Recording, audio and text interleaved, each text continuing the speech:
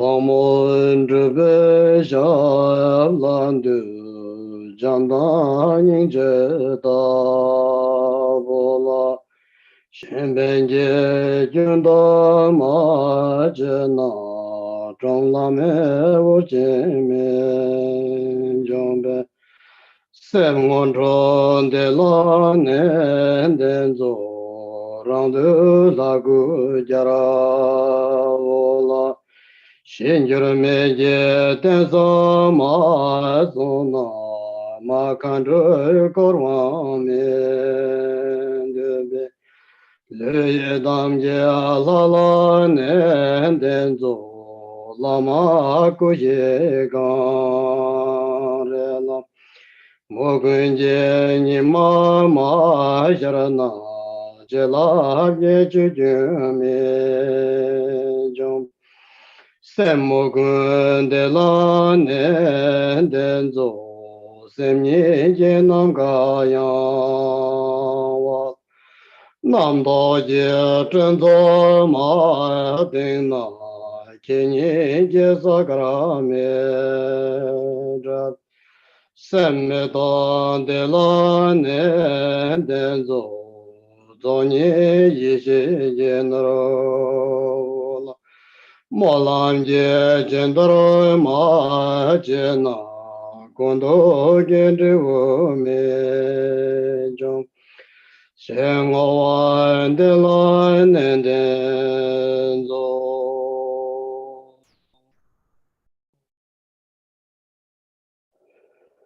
Tabge Toje Shaje Rezo Chon Shenje Meta Teje Bonjamba Serge Lombo Tawon Jebego Shaji Jawo Jala Kuchaza Masam Jame Shera Baroje Majimenga Nangengo Sozorare Yeje Joyum Tosum Jave Yumla Chaza Lo Javya Chana Doje Chenrese Sai Ningbo Jiva Nambase Namgi Ningbo Chamba Kundu Sam Nyebe Se Chen La Chaza Lo Dorje Chamche Tele Naroda Marpa Mela Choje Kambowa Pamo Juva Jawan De Gongba Kaju Lama Namla Chaza Lo Omi Choje Yenje Bodane Tazum Sanje Kunje Ngoy Rasem Chugu Ngozo Tonzembe Zabe Lame Shavla Gujaza Kanda Chocho Tongenji Gena Tishin Loma Jirwa Gansu Da Tingdre Tamba Choje Chanpene Zembra Dopa Tamchen Dercheche Namo Lai Keta Dudan Cheke Trumbum Dada Mi Kenam Da Drova Kunje Trake Chezamba Tamche Ketu Take Chodondo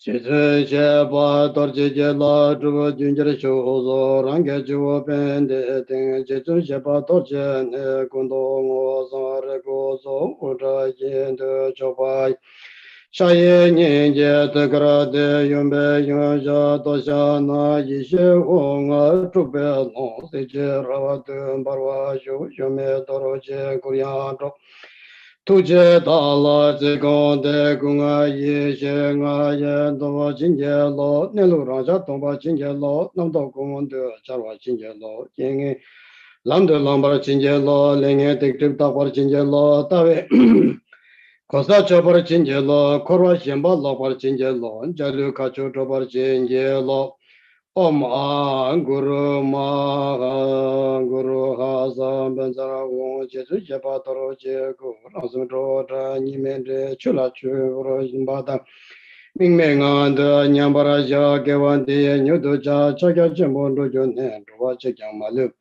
Dia Sala Ko Bora Sho Chewa Ngumo Lam Shin Juge Takemba Pao ve chara so jemela sheba dorje la so wande so jemela sheba dorje la so wande so jemela sheba dorje so wande so jemela la do so jo yishe tu je sengema sung chu rang semen de ve zalam barabe na se korolo sum je la ra zo ba me la che da nyamen ji gong ba Do not dear Nanjaron Sawa Jadia Jawan Conjore Tanala Mo Tajering Manezon Tembe Shapator Chelaru Coronin de Tequale Dere Lama Tuvotavache Sala Kandoning de London 写大的新拉马拉杰瓦安学新那做那个让人呢就是那这边那做一些也这边那做因为棍棒的，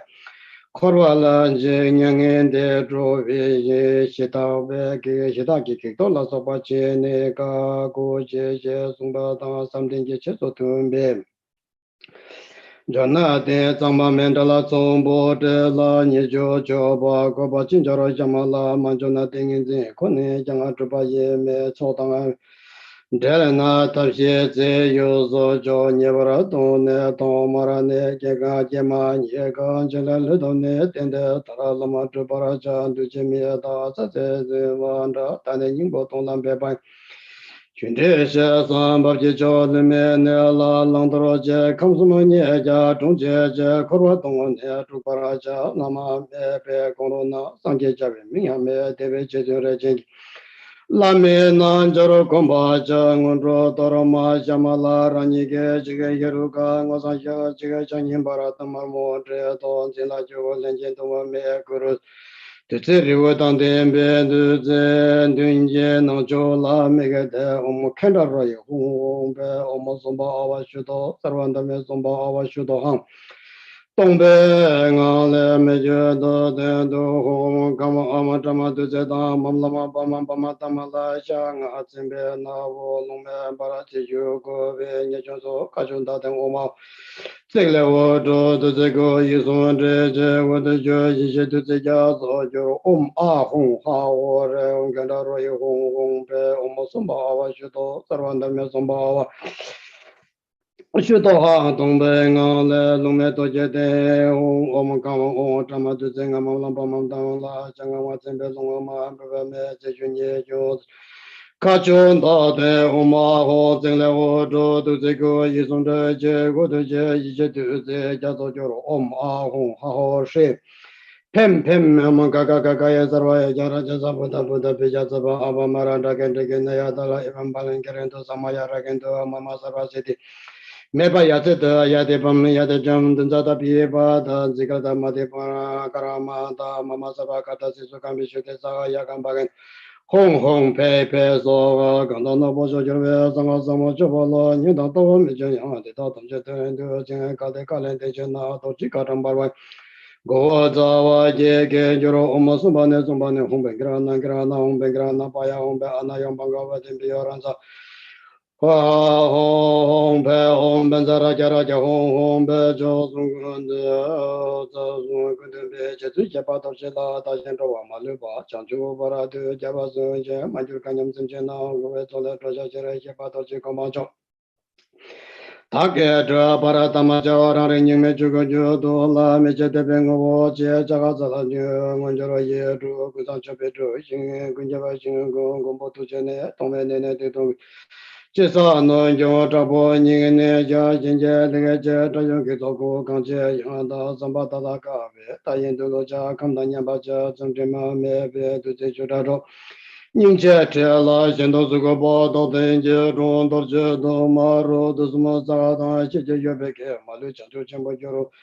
我到现那边呢，我们送包我许多，在乱那边送包我许多啊，这个这东北人当的，当年人就跟着这一个这加上他们个都是我那个家他们大姐姐，他干嘛啊？接多了多家这个做到什么没得着到现在那年，这个等见若别帮俺的，到去帮俺马拉这到人就家俺也这当这也没过路上。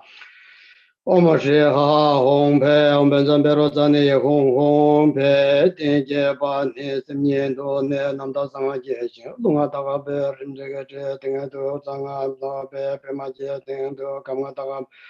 Daje nye nyage da dengan de sumjawe raso omasarele udron dove to jetoro ne yungyo jeto jaba toro ne kamana dengan de jeto de karat kulare go bojo komando no udron juru lamen je ja jo cha ye do nye jume toro je do cha yon je me de bomba nyamjana le chotran de re robe taba juwa javan ze ba Kortun drage mumbo tindara ta tingchara lama zoje wan jo ne chende ye tama la yingo zhubo nye chizaro chu chung suma parche sim. Panzime jago na zo tindara zo ne sumdoro je sumji go zare je ngonga la so tabi shingam. Chentang nyi se me ba ten para jo poro mu tan chive chentang a cho chu nya wa se chen na nyu mo se la tu se chen gong de pa me shi ne tong me su re chen tu ve tong che tu che che gong da so se me chen mo wa je che re tang je yon chu tu ve kung la se ve che re de pe chu ve che nen tre chen ren tuk che to ba je ten tre shi ge so so om e a ra le pen ben za ra sa man za an chu che pa to che se che che trong ka man tu lo cha tu che se gong Temperatione da son rozo go sumala tu go son tu go je tor je jinin jen bo da ti chan ben za ra hung sa ma ya sa da ma hung a da be ja da ro yi xie chen bo sa be go dong be gyam ne ji ge jo je zhen re ba je go sum ra ba go dong ge cha je wo na mo go Namo nama hong ye ra da ye ra ma je ma jing gam ja zo jo ju ye ja se me do do bo da na sa de cha cha se ro mo Kunsang chotin jato kang tempo om guru hasa benza sapare ware arkam bading kuben tebe alo kingen tebe te shata pati tsaye soha pati lama kuyen jula da lunga ye cheno jesu de ngu tuwe choche jesu po choche choche chope rang ye che tata ronyam chimbam jato chome ngoto zato zo mendo ne hong re yin she ring de goyo ho che rin che nye ta jato chochen ta mendo men re chinye chibak Xie men zhe jiawa nama la mo lo hong re rang le pong gama ji zhen dong zhe dong du zhen dong du xia zhao ru be zo go le ye gong nan ge men zha jiawa nama la mo hong re tab xie de dong ga ba ro ba le ya pi mo nye mo zhe ba sang wei zhong ge sang mei ga jie men zhong ro be zo sang wei men zhe jiawa nama la mo hong xie zhe dang ye re me ni da la ne zhe zhe zhe zhe wo ni me Rang re rang za la ten ten xian pa pa jie dong de ma men zhe jia wan na ma la bo gu su mo yong zo la me zu nong la qi nong za zun de xian yin ye jiu ta le nong zhen na zi la me che gen gu zhou zhe du so o mo gu ru re na men zha bun zhen men ga sa mo zhe sa pa re na sa ma ye o mo a o to pa ne chang zhe mo be ma ru na gang la ni ma xian zhe to wa ga xie jia wa yin ji wo de la cha ga za la lo to pa ye pa tam che la jing du gun jie zhang nian jie lu de pa ye nam gun jie chou de Ta para je wan da me ge ne du gran da je om la nga je gro wo zhu je no la ma la ye go ta ta nga la zhen do tu ga ja ne nyam yang ja wa da chen bong gang de om a ma han gu ru men zan dan za de wan da ge ne sa pa re wo ren ja na se de ba la hong Lama jingro tanga ranga seme nyingme shenpa jene lo sumbo yere me jeba chakya chenpo tawa ma jo be nga do jango shenyang solo debe jenda dawa kagyu rinpo che ye sungo che lawa jene manam gata nyambe sumchen tamche lama sangye rinpo che la sowan debe so manam gata nyambe sumchen tamche lama kunjab chuchi kula sowan de so manam gata nyambe Simche tamche lama teche longche zobe kula sowan dewe so ma nam kata nyambe simche tamche lama tuche chubi kula sowan dewe so tata simche tamche toshu son rubar chinche labde so chu lamchen rubar chinche labde so lam chubar subar chinche chuba iye so sarwa chinche laba dewe so ta kere tanya mumba chewa tanga shiche chuba tanga chaka chuba tanga che tanda nindo tabar chinche labde so Doksa teni to tawar chinche labde so, tun teni to tawar chinche labde so, take jyun de tawar chinche labde so, tun de namba tawar chinche labde so, tanda yin to tawar chinche labde so, doksa teni to tawar tun teni to tawar chinche labde so, take jyula tengen zin, chok tuen jiro wa, chiche ma laba jebar chinche labde so, tanda yin to jebar chinche labde so, doksa teni to jebar tun teni to jebar chinche labde so, yiche chok tuen jiro chinche ma laba jebar chinche labde so, tanda yin to jebar chinche labde so, doksa teni to jebar chinche labde so, tun teni to jebar chinche labde so, jebar atu na je me la jebar to je Son de rinye je du gan je je ning bo do ja wan ren chen bu zo je tang nan je nu ru chu ge so le de de ne la ma ka xin to ro la de ran zo ya wo ren do nan la zhe ba nen zhen wo zhu nie je me la do ro je jiang zhen la mo kun dong be so wan de nge chung ju xie je wa tang ran ju rang xie wa so one dev so to je zong je dang je me la je ba dor je la so one dev so je gu je chi la sang je ne chen do je kor wa dong du ne na jo je on jo ren bo ba je ba dor je zhe wei go ba je zhen re wa chen bo la bu mu gu dong so one de ye de zong me ba lo de ju dun de je gun de du je 在龙面没大有些节老单位就是着我当南面当罗巴马国巴就家在南端着我当列军的南端没叫遇到把他们在南巴拉达就上些上面用手的就就节牛毛进来着那学的老马上大肉节都让这个牛马家家 she kusum zana chunyi je jere ba chenpo sangsum dan yerme je rangi nyingu se tuke che ngombara san je de ma kacham chowan tenu de chotomo ngoto male ba tende ro dobara chinje lo Oma guru rana sarvase de gung kapte tuna soche je yo che namcha de omo kandaro ye hongpe omo somba awa sarvan dharme somba awa shudo tongpe ngangle yamle lo ramle mi jingo de kamle mi go jibu u te jong yang yin kya che na soche yi che tu te Om A Hong Ha Ho She Le Sumo June Zojo Chen Ne Wo Hong Wo Mi Zhao Yan Bo Zhang Ne Zhong Dian Do Jie Zhang Jian Da Sa Wo Jie Wo Bo Zhang Zhe Bi Yang Zhou Di Le Jie Pu La Ha Re Gong Ba Ne Na Zhou Rong Na Ro Da Ba Xiao Zhou Wo Long Ge Ne Zhou Ne Lo Zha Ma Ba Lo Zhou Jie La Ji Ba Jie Zhi Wa Ne Jie Zun Xie Ba Dor Jie Xia Re Wo Zhang De Ne Zhou Ne Da Bun Da Wo Xun Ne Zhe Da Zhe La Ba Jie Chong Chong Drovien combo torce gion, tricum pogin rune, ogni curena je to niente tendene, save lama torce gion. Carciu tape singamne, zagiulame, damba zoblan, ye calone, yedam java jazo, ne yo tape potane, bo gando, chondroce, dojo geron, singamne, tatum maha calazo. 这公八节呢，叫呢，电松节就节中，刚刚些节脚本呢，那么这些责任到，你有所说不着呢，应报电松当先叫，当这上面呢，莫跟当为见着呢，没什么对这家做的，做不了做，就真的，一面俺都不拉那，让他们把先说。这个也是真把当年下刚现在把见到亲戚老亲我都做，干那这个工作可以。 họ rằng lưỡi tên sum sang về là nàng cái sự cái sum ham bồ la na nhiều đồ tổ chức làm đồ này chắc chắn全部就这阿拉拉好。我嘛个人我跟着玩的嘛那阿的那个那多的我嘛啊红白做我做这把这做这上嘛。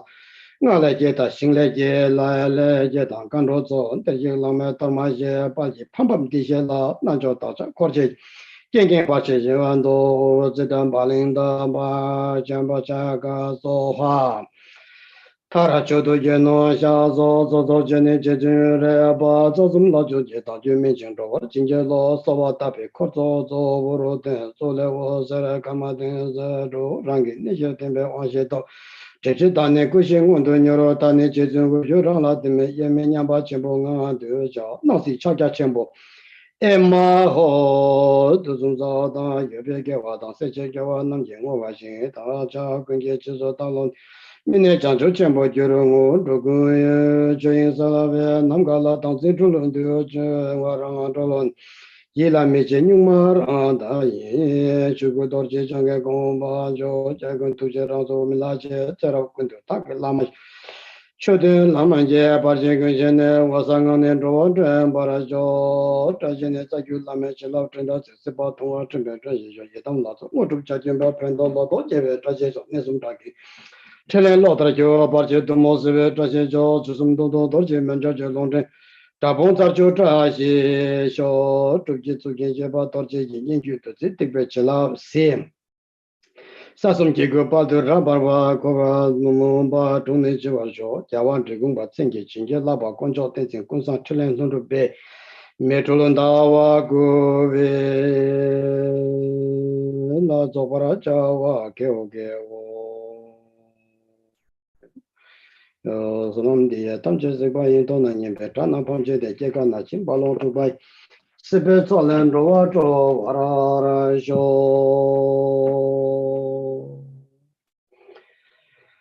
说 everybody, welcome to again the Fivefold Mahamudra continue teaching.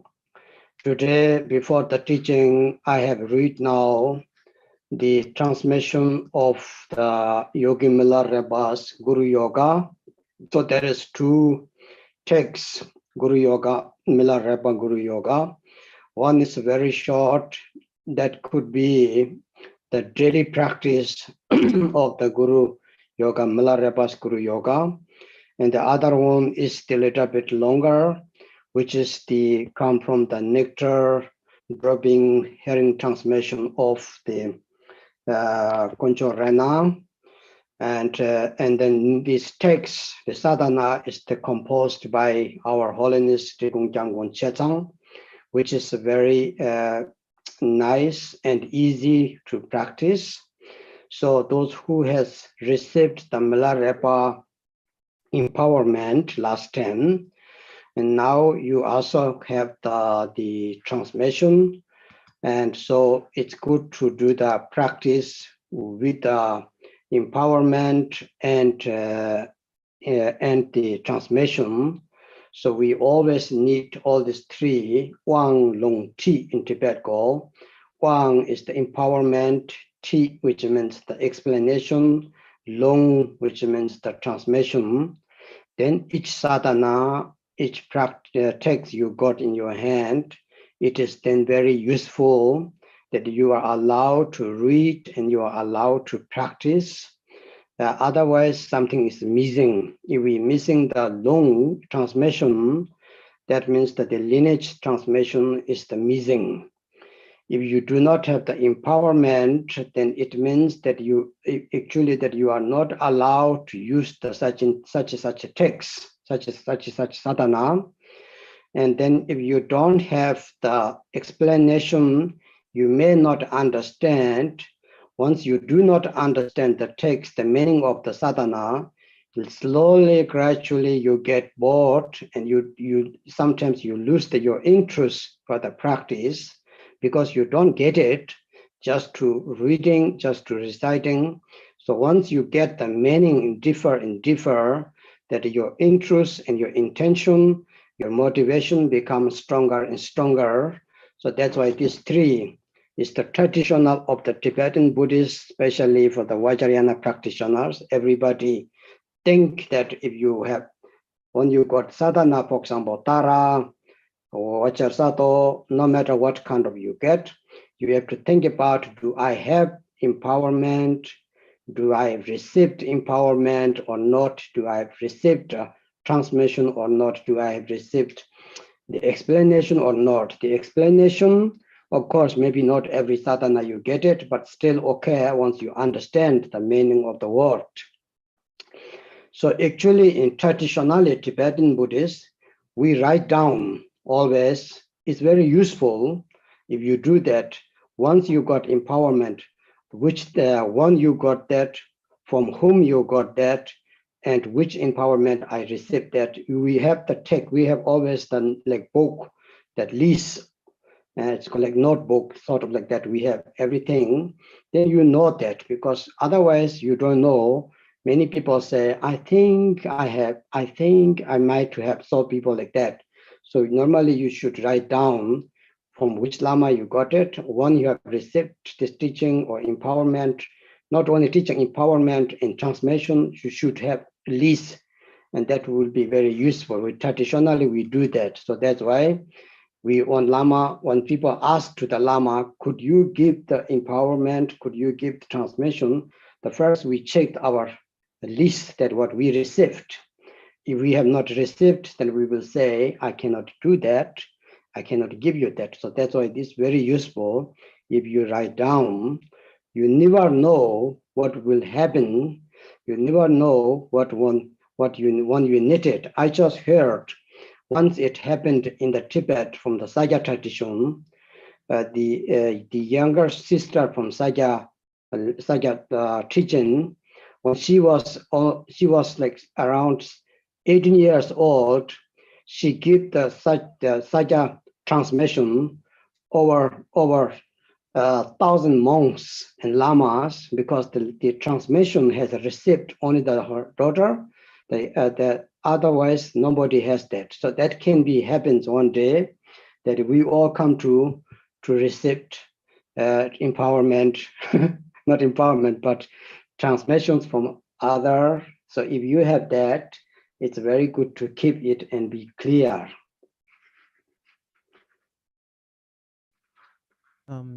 Thầy gửi lời chào mừng toàn thể đại chúng đã quay trở lại với chuỗi bài giảng về ngũ phần đại thuẫn. Thì vừa rồi là thầy đã khẩu truyền cho chúng ta nghi quỹ đạo sư Du Già của Đức Milarepa. Thầy khẩu truyền thì thầy khẩu truyền hai bản, một bản ngắn và một bản dài. Một bản ngắn thì chúng ta có thể dùng ở trong cái công phu thường nhật, cái công phu mà tu trì mỗi ngày của mình. Còn bản dài hơn thì chúng ta có thể tu trì vào những dịp đặc biệt. Thì cả hai bản này đều là những cái chúng ta gọi là linh kiến, những cái tri kiến, gọi là những cái thị kiến trong sạch của tổ Conchograna. Thì cả hai bản này đều là kho tàng của sư tổ Chesang Rinpoche. Thì chúng ta đã thọ nhận quán đảnh rồi. Bây giờ thì chúng ta đã có khẩu truyền rồi. Và nếu như có chỉ dẫn nữa thì chúng ta có thể bắt đầu vào trong cái công phu tu tập của mình. Thực ra chúng ta đều biết rằng là bất cứ một cái bản văn nào, bất cứ một cái nghi quỹ nào thì đều cần phải có 3 yếu tố. Thứ nhất đó là gia lực hay là quán đảnh, thứ hai đó là khẩu truyền, và thứ ba đó là chỉ dẫn hoặc là hướng dẫn. Thì nếu như mà chúng ta có đủ 3 điều này thì chúng ta có thể bắt tay vào trong cái công phu tu tập của mình. Còn mà thiếu một trong 3 điều này thì chắc chắn là chúng ta đã có thiếu sót ở đâu đó. Chẳng hạn như là khi mà chúng ta thiếu đi gia lực hoặc là chúng ta thiếu đi khẩu truyền thì chúng ta có thể gọi là chưa có được phép để chúng ta tu trì nghi quỹ đó. Và nếu như chúng ta thiếu chỉ dẫn, chẳng hạn như mình đã có gia lực rồi, mình đã có khẩu truyền rồi, nhưng mà mình chưa có sự chỉ dẫn, chưa có hướng dẫn, thì mình sẽ không biết phải tu đường nào, mình sẽ không biết phải tu như thế nào. Và bởi do chúng ta không biết, chúng ta cứ đi một cách mông lung vô định, cầm trên tay cái bản nghi quỹ rồi nhưng mà mình không biết là mình phải tu như thế nào, thì dần dần chúng ta sẽ dẫn đến chán nản, và từ cái chán nản đó chúng ta sẽ dẫn đến việc là chúng ta từ bỏ. Cho nên là nếu như mà mình có được cái chỉ dẫn, có cái hướng dẫn để mà mình hiểu rằng là mình cần phải tu trì nghi quỹ này như thế nào, thì chúng ta sẽ có cái cơ sở để chúng ta tinh tấn hơn trong cái công phu tu trì của mình. Thì theo đúng như truyền thống Phật giáo Tạng truyền thì chúng ta sẽ phải cần cả 3 điều này để có thể thực sự tu trì mà đạt được đến thành tựu. Cho nên là chúng ta muốn tu bất cứ một cái nghi quỹ nào, thậm chí kể cả một cái nghi quỹ gọi là nghi quỹ về đức cứu độ mẫu đi, Thánh Tara, nếu như chúng ta có được một cái bản nghi quỹ về Đức Tara đi chẳng hạn, thì chúng ta cần phải tự hỏi bản thân mình là mình đã thọ nhận gia lực này chưa, mình đã thọ nhận quán đảnh này chưa, mình đã thọ nhận khẩu truyền dòng pháp này chưa, và mình đã có được cái chỉ dẫn hành trì hay chưa. Tại vì theo đúng như truyền thống thì nghi quỹ chỉ được trao truyền sau khi mà hành giả đã thọ nhận quán đảnh, thọ nhận gia lực, thọ nhận khẩu truyền, cũng như là những cái chỉ dẫn, những cái hướng dẫn cụ thể và rõ ràng. Thì thậm chí là chúng ta cần phải ghi lại cái danh sách những cái pháp mà mình đã nhận từ vị nào, chẳng hạn như là cái quán đảnh này, cái gia lực này tôi nhận từ vị nào, tôi vẫn nhận từ vị đạo sư nào, cái khẩu truyền này tôi nhận từ vị đạo sư nào, rồi cái chỉ dẫn, cái hướng dẫn công phu tu tập của cái nghi quỹ này thì tôi nhận từ vị nào, để chúng ta chắc chắn rằng là mình đã thọ nhận cái bộ pháp này. Còn nếu như mà có một người họ đưa cái nghi quỹ cho mình thì lúc đó mình sẽ có một cái danh sách là mình đã biết là mình đã thọ nhận cái dòng pháp này hay chưa. Bởi vì nếu như mà chúng ta chưa thọ nhận mà chúng ta tu ngay cái nghi quỹ đó thì chúng ta sẽ rất khó để có thể hoặc gọi là thu hoạch được những cái lợi lạc hoặc là gặt hái được những cái lợi ích. Thì có một cái câu chuyện rất là hy hữu trong truyền thống của Sakya, tức là năm đó là một nữ đạo sư mới 18 tuổi nhưng mà đã phải gọi là đăng ngôi để mà khẩu truyền lại một cái bộ pháp cho hàng ngàn vị tăng ngồi ở dưới. Đó là do cái dòng pháp mà vị nữ đạo sư 18 tuổi này nắm giữ là chỉ có một mình ngài nắm giữ mà thôi, không có bất cứ một vị tăng nào, không có bất cứ một vị đạo sư nào nắm giữ, chỉ có một mình ngài nắm giữ. Cho nên năm đó ngài buộc phải lên pháp tọa để mà khẩu truyền lại cho hàng ngàn vị tăng. Cho nên là chúng ta thấy rằng là khi chúng ta tu học, nhất là theo Phật giáo Tạng truyền, thì chúng ta cần phải được truyền thừa. Nếu như không có truyền thừa thì chúng ta tu sẽ rất khó để có thành tựu. So then our teaching today continue the fivefold Mahamudras before preparation, the basic, the philosophy background that before start the actual practice. So the basic fundamental to understand of the theory the Buddhists is very, very important, because nowadays we have lots of possibility to receive the higher empowerment transmissions through different lineage, different Lama, which is very, very fortunate. It was not like that before. For example, so far I heard, for example, Kalachakra empowerment, the great Kalachakra empowerment, His Holiness Dalai Lama's giving, and historically, once in lifetime. That's why it was very, very precious, and almost whole entire Tibetans gather once in upon 10, because when Dalai Lama gave the Kalachakra empowerment, it was very rare to receive in once in lifetime that was. But now in this time, the 14th Dalai Lama, His Holiness Dalai Lama gave, I think it's 32nd or 33rd times empowerment of Kalachakra already, because the world is opened. And he also said clearly the purpose is not only just those people received because they are better container, better student, those who has good fortune, who has the ability to receive, to having the quality to receive such teachings. Rather, it was performed for world peace and to how to say, just to bless. And especially His Holiness always say, if we announced to His Holiness giving the Kalachakra empowerment, and then lots of people coming, and that is sometimes he jokingly say, this is the advertisement. Kalachakra empowerment is the advertisement, because he gave 10 days teaching in Bodh Gaya, sometimes gathering 300,000 participators, and 10 days, they think it will be Kalachakra teaching, empowerment, and many things. But last 3 days will be the Kalachakra empowerment, preparation, and actual empowerment. But the rest 7 days, either he will give the Shantideva's teaching, the Bodhicitta-charya Avatara, or he will give the one Lamrim, the mind training teachings. And the end of the teaching, His Holiness always say, you guys have seen now that the Kalachakra empowerment, it was advertisement to get you guys here. You see, so that is the fundamentally very important to basic knowledge to understand. For example, about our Digungkaju lineage, the power, the great power of the Digungkaju power, it's called the great Digungkaju power.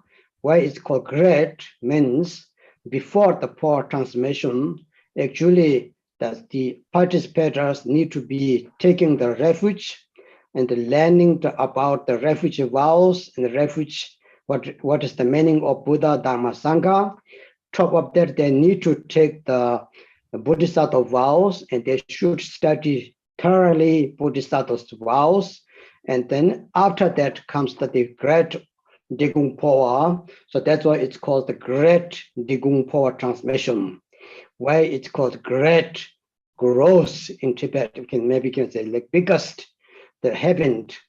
And it was actually giving once in 12 years, not now like every center, every Lama, every weekend there's power transmission, power, but historically it was very, very rare, and it's very precious, because once in 12 year or special year, snake year, monkey year, and it's pig year, these three, the snake, the monkey year is the very special year, because it is the year of the birth of the Padmasambhava. So we considering that is very special. This is the whole year they celebrate the birth of the Pema Sambhava's birth year. We don't call the birthday, rather birth year. So whole year you can celebrate. Very special, isn't it? And the peak year teaching is the Lord Jigten Sumgong, the founder of the Digung Kagyu lineage, the complete enlightenment Buddha of the Ranashiri, was born in peak year of the peak. So that's why the whole year of the peak is the celebrating, giving teachings, transmissions of Lord Jigten Sumgong. That's why they give their teaching of the great Digung power. So it's very difficult to get. You have to wait 12 years. And then next one is the snake year. The snake year is also very, very special. Very special year of the snake.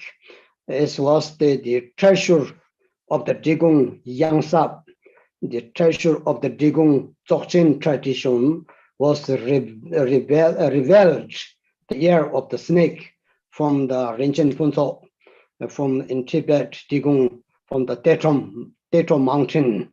So that's why, so these 3 years, did you get it? Why Digung Kagyu has this 3 year, a very important teachings giving. The first one is the monkey year, as I said, because year of the birth of the Padma Sambhava. Second is the pig year, is the year of the birth Lord Jigten Sumgong, Ranashiri. The third is the year of the snake, which is the treasure revealed of the Digung Dzogchen tradition from the Tetrom mountain of Rinchen Phunso, the great Digung Tetrom master. So that's why you see it's very difficult to get. But nowadays, we do have lots of possibility. Digung power happened everywhere. Be honestly, we are very fortunate. We should practice, then we can get really enlightenment. It's possible. But what is the missing is the foundation, the basic background, the ngondro preparation, preliminary understanding is not enough. Once we not enough that, no matter what powerful, how high teaching you get, you do not really succeed, that your practice and that your meditation, because there is no foundation understanding, there's no basic understanding, it bring that much. So that's why what we planned here teaching, going slowly, step by step, to introduce you first how to listening teaching, what motivation we need, and then we're going to do the Fivefold Mahamudra into it. Yes.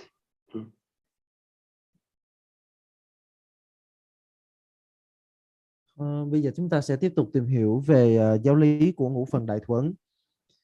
Thì khi mà chúng ta tìm hiểu những cái giáo lý giống như là ngũ phần đại ấn, nếu như chúng ta muốn nắm được cái gọi là yếu lĩnh hoặc là cái nghĩa lý hoặc là chân thực nghĩa của giáo pháp, thì chúng ta cần phải có những cái gọi là căn bản. Thì ngày nay chúng ta thấy rằng là trong cái bối cảnh mà thế giới giống như thế giới phẳng, thì chúng ta sẽ rất là dễ dàng để có thể thọ nhận được những cái bộ pháp cao cấp từ rất là nhiều truyền thừa, từ rất là nhiều bậc đạo sư. Thực ra trước đây cái điều này nó không hề dễ dàng. Minh chứng điển hình cho cái điều này đó chính là gia lực hoặc là quán đảnh Kalachakra, tức là thời luân. Thì theo đúng như trong lịch sử của Phật giáo, thì quán đảnh Kalachakra, quán đảnh thời luân á, một đời Đức Đạt Lai Lạt Ma chỉ truyền đúng một lần. Tức là trong một cái thời của một Đức Đạt Lai Lạt Ma thì ngài chỉ truyền quán đảnh Kalachakra thời luân kim cương này đúng một lần. Cho nên là do đó mà cái cơ duyên mà thọ nhận cái bộ pháp này là cực kỳ hiếm có. Tuy nhiên là hiện tại thì do cái tình hình thế giới hiện nay nó không còn như xưa nữa, cho nên là Đức Đạt Lai Lạt Ma ngài đã truyền đâu đó khoảng 33 lần. Và bởi vì ngài nói rằng là thế giới ngày nay đã rộng mở hơn rất nhiều rồi, nó không có giống như ngày xưa nữa. Chúng sinh ngày nay đã dần dần có những cái phước duyên để có thể thọ nhận được những cái bộ pháp này, miễn là họ nhận và họ tu vì cái nền hòa bình của thế giới, vì cái sự giải thoát của bản thân và của tình chúng sinh. Thì Đức Đạt Lai Lạt Ma ngài hay đùa rằng là Kala Chakra nó giống như là một miếng mồi ngon, nó giống như là một miếng mồi ngon để câu kéo vậy. Ngài nói bởi vì khi mà chúng ta gọi là đọc những cái tin về các cái pháp hội Kala Chakra của Đức Đạt Lai Lạt Ma, chúng ta sẽ thấy có những cái thời điểm mà cái con số người mà tham dự Đức Đạt Lai Lạt Ma ngài sẽ truyền pháp trong vòng 10 ngày. Thì trong vòng 10 ngày đó có sự hiện diện của tới 300.000 người, 300.000 người cùng hiện diện trên một cái mảnh đất, và Đức Đạt Lai Lạt Ma ngài sẽ truyền cái quán đảnh Kala Chakra này. Tuy nhiên là chỉ có 3 ngày cuối cùng thì Đức Đạt Lai Lạt Ma ngài mới thực sự truyền cái gia lực Kala Chakra mà thôi. Tức là 3 ngày cuối cùng thì ngài mới thực sự là truyền. Còn 7 ngày trước đó thì ngài sẽ dành thời gian, Đức ngài sẽ dành thời gian để giảng cho đại chúng, chẳng hạn như là nhập Bồ Tát hạnh của tôn giả Tịch Thiên, hoặc là bộ là giai trình đại đạo giác ngộ, tức là bộ Lam Rim. Thì Đức Đại Lạt Ma đùa, ngài hay nói đùa rằng là tôi phải dùng Kala Chakra để mà câu kéo quý vị tới đây, bởi vì chỉ có khi nào mà tôi truyền Kala Chakra thì quý vị mới tập trung về đây đông đến như vậy. Thì có một cái ví dụ khác nữa cho cái việc là ngày nay chúng ta có rất nhiều cơ duyên để chúng ta thọ nhận được những cái bộ pháp lớn. Cụ thể ở đây đó chính là một cái gọi là một cái bộ pháp có thể gọi là trấn sơn chi bảo của dòng truyền thừa Ri Cung, đó chính là bộ pháp Phô. Nếu như Phô này thì chúng ta gọi là đại pháp, là gọi là tống thức đại pháp. Thì tại sao lại gọi là đại pháp? Tại sao gọi là đại pháp, tức là pháp lớn? Là bởi vì trước đây để mà thọ nhận được pháp này thì các tổ thường là phải yêu cầu cái người học trò mà thọ nhận cái gọi là gọi là pháp Phô này còn phải quy y tam bảo, phải nắm rõ, phải thông suốt tất cả những cái giới của việc giải thoát, tất cả những cái giới thuộc về Bồ Tát giới, rồi dần dần mới có thể nhận được pháp Phô này. Thì tại sao gọi là đại pháp, là cái pháp lớn? Là bởi vì ám chỉ rằng là 12 năm mới truyền một lần. Đây chính là cái chỗ cực kỳ hiếm có của pháp Phô. Ngày xưa pháp Phô không có truyền đại trà như bây giờ đâu. Ngày xưa để mà thọ nhận được pháp Phô thì cứ 12 năm mới lại truyền một lần. Thì ở trong nền Phật giáo Tạng truyền tự chung là sẽ có 3 năm. Cụ thể ở đây là dòng truyền thừa Tri Cung thì sẽ có 3 năm là cực kỳ quan trọng. Đó là năm Tỵ, năm con rắn, năm Thân là năm con năm Thân là năm con khỉ, năm Hợi là năm con heo. Thì ở năm, tại sao lại như vậy? Đầu tiên đó là năm Thân. Năm Thân, năm con khỉ. Năm Thân chính là năm thánh đản của Đức Liên Hoa Sinh, có nghĩa là cái năm đó là một cái năm rất là linh thánh. Chu kỳ lặp lại cứ 12 năm một lần thì sẽ có một năm Thân, đó là một năm Thân. Thì năm đó được gọi là năm thánh đản, năm kỷ niệm thánh đản của Đức Liên Hoa Sinh, tại vì ngày xưa Đức Liên Hoa Sinh đản sinh vào năm Thân. Còn năm Hợi là năm thánh đản của sư tổ khai sơn ra truyền thống Tri Cung, đó là sư tổ Jigten Semgen. Sư tổ Jigten Semgen là một bậc đại giác siêu phàm, và ngài đã đản sinh trong thế giới này vào năm Hợi, cho nên năm Hợi đối với lại đệ tử của dòng Tri Cung là cực kỳ quan trọng. Và thường là trong những cái năm này thì chư thượng sư mới trao truyền các pháp của dòng Tri Cung, và trong đó có Phô Hoa. Cho nên là chúng ta thấy rằng là cứ 12 năm mới có một năm Hợi, và phải đến năm Hợi thì mới thọ nhận được pháp Phô Hoa. Và năm Tỵ cũng rất là đặc biệt. Năm Tỵ, năm con rắn, là năm phát lộ kho tàng văn sách. Jokchen văn sách là một tema, tức là một phục tàng của sư tổ Tri Cung Rinchen Phuntsok.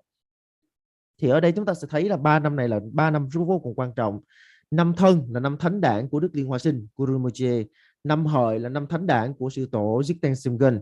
Và năm Tỵ là năm phát dương mật tạng của sư tổ Rinchen Phuntsok. Và ngày nay thì chúng ta thấy rằng là cái pháp Phô Hoa được truyền thụ ở khắp mọi nơi, và dường như là nó dễ dàng hơn ngày xưa rất là nhiều. Cái việc mà chúng ta thọ nhận pháp Phô Hoa có thể là thậm chí là mỗi năm một lần cũng có thể xảy ra nữa. Chúng ta có phước hơn người xưa rất là nhiều. Người xưa thì phải gọi là chờ 12 năm mới thọ nhận được một lần, còn chúng ta bây giờ nhiều khi là năm này nhận một lần, năm sau lại nhận tiếp. Tuy nhiên là chúng ta lại kém may mắn hơn người xưa ở chỗ là hầu hết chúng ta đều thiếu đi cái nền tảng. Và bởi vì thiếu đi cái nền tảng nên cho dù chúng ta thọ nhận được giáo pháp diệm màu, chúng ta vẫn khó có thể nào mà chúng ta khai thác được tiềm năng một cách hoàn hảo. Còn người xưa có thể là rất lâu mới thọ nhận được một cái pháp bảo như vậy, nhưng mà cái căn cơ, cái nền tảng là cực kỳ vững chắc, cho nên là thọ một lần thôi là tu chứng luôn. Cho nên là cái giáo lý mà thầy trao truyền cho chúng ta, thầy sẽ không có vội vàng, mà thầy sẽ luôn luôn bắt đầu bằng những cái căn bản nhất cho mình. So then you see the fivefold Mahamudra is the essential teachings of the entire of Buddhist, as we mentioned last time.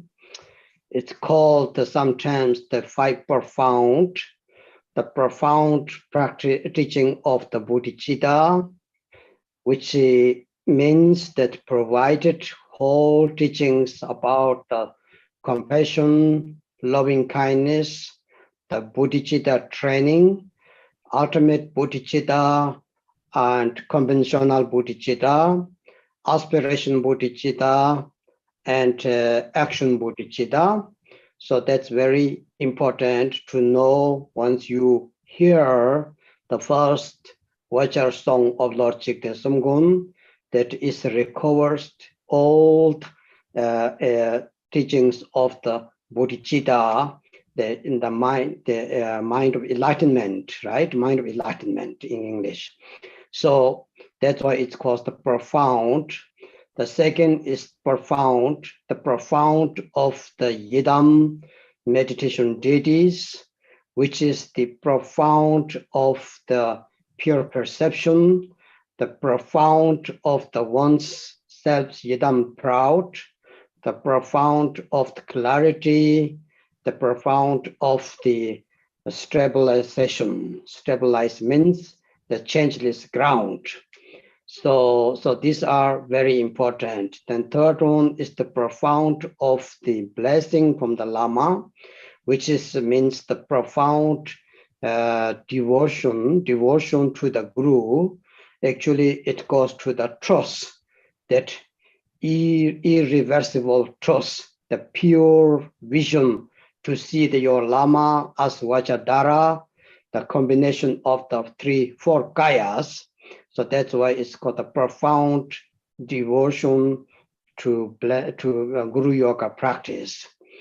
The fourth one is the profound of the Mahamudra, which means that the teachings includes all the mind, especially Shamatha meditation and Vipassana meditation. That means the single-pointed meditation, analytical meditation, which is also the four yogi stage of the Mahamudra. Everybody may you know that. And so it's not only the separate from the Dzogchen and Chakchen, the Sandima, which means the Dzogpa Chenpo, Mahamudra, which means the Chapter Chenpo, is the unique of the Dzogchen and Chakchen explanation. In that way, it's called the profound teaching of Mahamudra. It is, of course, explained two ways. One system is the Sutrayana system. The Sutrayana system, it will explain accordingly the teachings of the Uttara Tantra. Did you know the Uttara Tantra, which is the teaching from the Buddha Maitreya, and it's explained about the Buddha nature, Tathagata Garva. So it's very special way.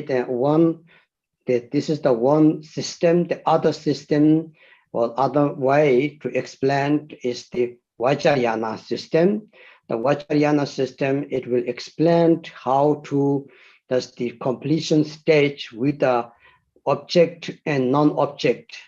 With the object means that with the channels and chakras and wind and bindu, chalung tigle. So that's the three of them is the within the object of the completion stage of the Mahamudra. That is the one system. The other system is the non-object, which means the emptiness. To understand everything is into the emptiness. There is no any dharma other than emptiness. There's no phenomena other than emptiness. Everything is inclusive with emptiness. Emptiness is to understand emptiness. It depends that we should have the understanding of the interdependence and emptiness.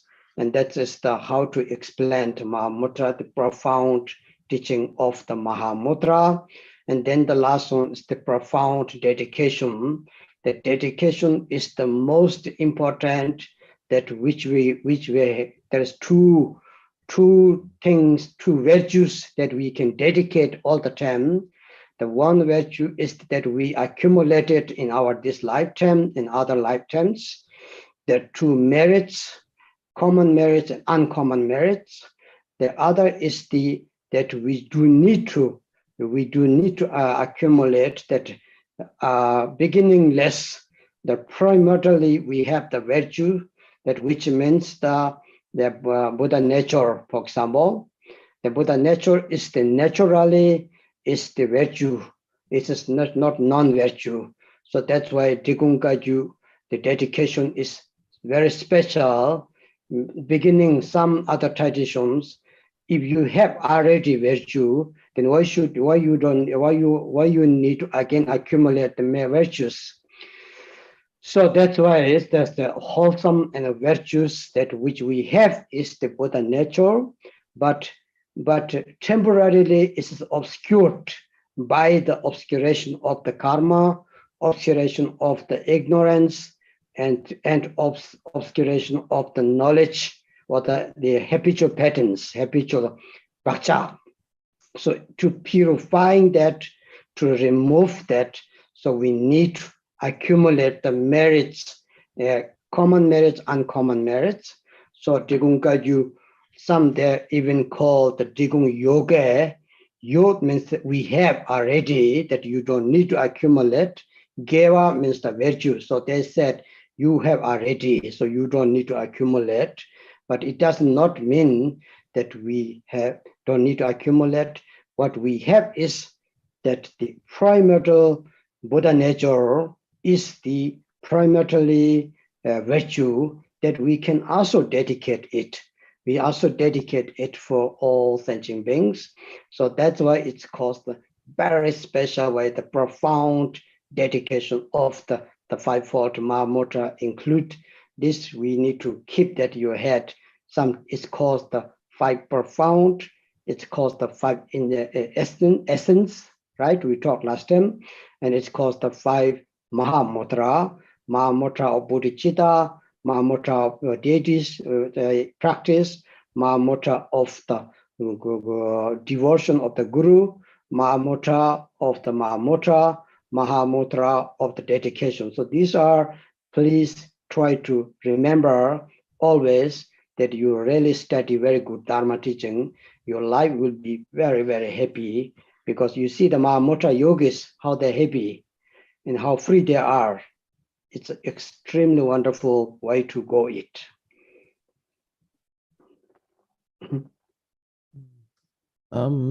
Một lần nữa thì thầy nhắc lại cho chúng ta hiểu ngũ phần đại ấn chính là cái cốt tủy của giáo pháp Phật Đà. Bởi vì ở nơi ngũ phần đại ấn này sẽ gom chứa 5 phạm trù, mà 5 phạm trù này đã hàm chứa tất cả những gì mà Đức Phật chỉ dạy. Thì thứ nhất đó chính là Bồ Đề Tâm, mà thông thường đó là chúng ta có thể gọi là ngũ phần đại thủ ấn, hoặc là đôi khi chúng ta còn có thể gọi là ngũ đẳng thậm thâm vi diệu pháp, bởi vì mỗi phần này lại là một phần thậm thâm vi diệu pháp, cho nên là chúng ta có thể một mặt chúng ta gọi là ngũ phần đại thủ ấn, một mặt chúng ta vẫn có thể gọi là ngũ đẳng thậm thâm vi diệu pháp. Thì điều này nó tại sao lại như vậy? Thứ nhất là Bồ Đề Tâm. Bồ Đề Tâm thì sẽ đại biểu cho tất cả các giáo lý của Đức Phật giảng dạy về từ bi hỷ xả, về Bồ Đề Tâm nguyện, về Bồ Đề Tâm hạnh, Bồ Đề Tâm theo phương diện tục đế, Bồ Đề Tâm theo phương diện chân đế, vân vân. Cho nên là ở trong bài đạo ca của tổ Sikten Simgen, chúng ta sẽ thấy là cái điều mà trước tiên nhất mà tổ nói đến đó chính là tình thương và lòng từ mẫn. Và sau đó, sau Bồ Đề Tâm thì sẽ đến gọi là bổn tôn chu già. Bổn tôn chu già là nơi mà chúng ta sẽ trui rèn ở trong gọi là tri kiến thanh tịnh, trui rèn về hùng tâm bổn tôn, trui rèn về định lực hay là tam muội.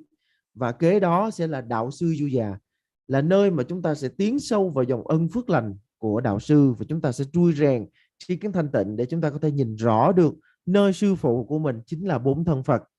Và sau đó sẽ là đại thủ ấn. Thì đại thủ ấn là hệ giáo lý sẽ gom chứa tự chung sẽ gom chứa hai phần, đó chính là thiền chỉ và thiền quán, hoặc là chúng ta còn có thể hiểu là thiền chỉ và thiền minh sát. Rồi gồm chứa cả bốn tâm du già, gồm chứa cả đại viên mãn Dzogchen, gồm chứa cả trung quán, vân vân. Cho nên ở đây chúng ta sẽ gọi là đại ấn thậm thâm vi diệu pháp. Thì ở trong hệ thống hiển giáo, khi mà chúng ta học các cái giáo lý mà về Phật tánh thì thông thường là chúng ta sẽ học theo cái hệ giảng luận của Đức Di Lặc, hoặc là chúng ta có thể học theo hướng của Mật giáo, tức là nơi mà chúng ta sẽ thâm nhập vào biển tâm, nơi mà chúng ta sẽ nhìn được cái nơi được gọi là vô niệm, hoặc là nhất tâm bất loạn. Thì cái chỗ mà vô niệm hoặc là nhất tâm bất loạn này chúng ta sẽ thực hiện dựa trên có đề mục hoặc là không có đề mục. Có đề mục thì cái tập trung chủ yếu trong Phật giáo mà đề mục của mình là 3 đối tượng bao gồm mạch, khí và tinh. Và không đề mục là sẽ chỉ thẳng vào tánh không, tức là cái tự tánh chân như của tất cả mọi sự vật hiện tượng, bao gồm cả chúng ta và cảnh giới bên ngoài. Và lúc đó thì chúng ta sẽ thấy rất là rõ ràng cái điều mà Phật dạy gọi là sắc tức thì không, không tức thì sắc. Đó sẽ là cái nơi mà hợp nhất giữa duyên khởi và tánh không. Và sau cùng sẽ là hồi hướng thậm thâm vi diệu pháp. Thì lúc bây giờ chúng ta sẽ hồi hướng hai bộ công đức. Chúng ta sẽ luôn luôn có hai bộ công đức, đó chính là công đức thế gian và công đức xuất thế gian. Mặc dù rằng là từ vô thủy chúng ta đã lên những gọi là hữu tình thánh thiện rồi, bởi vì cái bản chất của chúng ta, cái tự tánh của chúng ta vốn chỉ đã là Phật rồi. Thì ở trong dòng Tri Cung có một cách hồi hướng vô cùng đặc biệt mà nó sẽ tương đối là khác so với những truyền thống khác. Ở trong dòng Tri Cung thì chỉ ra rằng là vốn dĩ chúng ta đã thiện lành, chúng ta đã trong sáng từ vô thủy rồi, chúng ta đã là Phật từ vô thủy rồi. Nhưng mà do nghiệp chướng và nhất là cái tập khí ở trong tiếng Đạo gọi là ba chắc, tức là ở tập khí sẽ bủa vây, cho nên là chúng ta không thể nào nhìn thấy rõ được cái tánh Phật của mình. Và để nhìn rõ được chúng ta cần phải có hai bộ công đức thế gian và công đức xuất thế gian. Mặc dù tri kiến của truyền thừa Tri Cung sẽ chỉ ra rằng là xưa nay vốn dĩ đã thiện lành, nhưng mà về mặt tục đế chúng ta vẫn phải nỗ lực trong cái công phu tu tập của mình, vẫn phải nỗ lực để mà thu hoạch được hai bộ công đức thế gian và xuất thế gian này, rồi hồi hướng cho tất cả. Thì đây là điều mà chúng ta phải nắm. Tức là khi mà nhắc về ngũ phần đại ấn thì không chỉ đơn giản là 5 phạm trù giáo pháp của Đại Thừa Ấn, mà phải hiểu rằng là đó chính là ngũ đẳng thầm thâm vi diệu pháp. Tức là chúng ta sẽ có bồ đề tâm thầm thâm vi diệu pháp, bổn tôn thầm thâm vi diệu pháp, đạo sư thầm thâm vi diệu pháp. Mà cái cách mà chúng ta diễn dịch một cách dễ hiểu khi mà chúng ta hiểu qua ngũ phần đại ấn sẽ bao gồm có bồ đề tâm đại ấn, bổn tôn đại ấn, đạo sư đại ấn, rồi đại ấn và hồi hướng đại ấn. Khi mà chúng ta hiểu rõ rồi thì chúng ta mới có thể thực sự chúng ta thâm nhập vào được cái giáo lý này thông qua cái công phu tu tập, để đưa cái hiểu biết của mình đến với chỗ thực chứng. Chúng ta có thể nhìn thấy được những cái vị yogi á, các vị hành giả mà của Đại Thừa Ấn á, các vị rất là tự tại, dường như là trong cái thế gian này chẳng có cái gì, kể cả thế gian hay xuất thế gian, có thể ràng buộc được các ngài. So, and then the teaching, the motivation we have talked last time. So you have the two main motivation.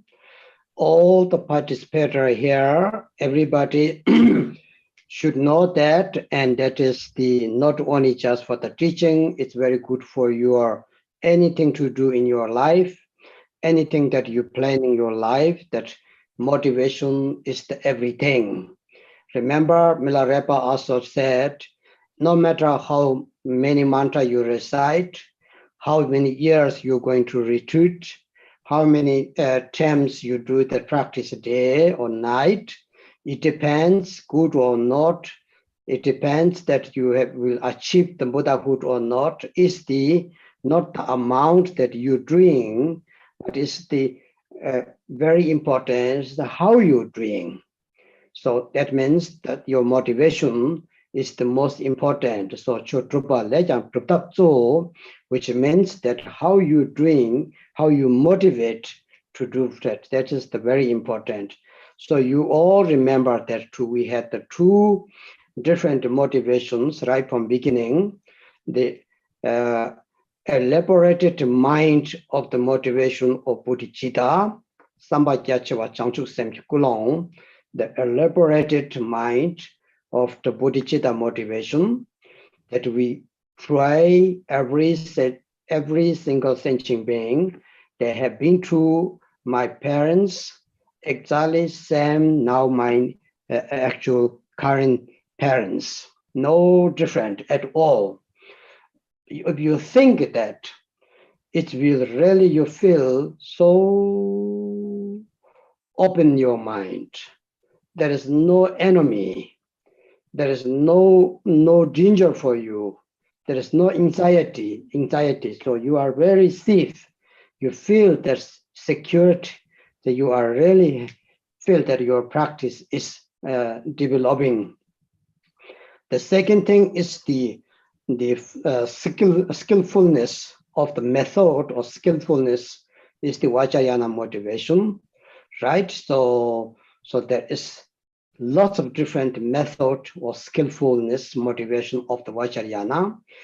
The most important is that you can see the all sentient beings is as Yidam or Buddha, Bodhisattva, female and male, which means a Daka and Dakini.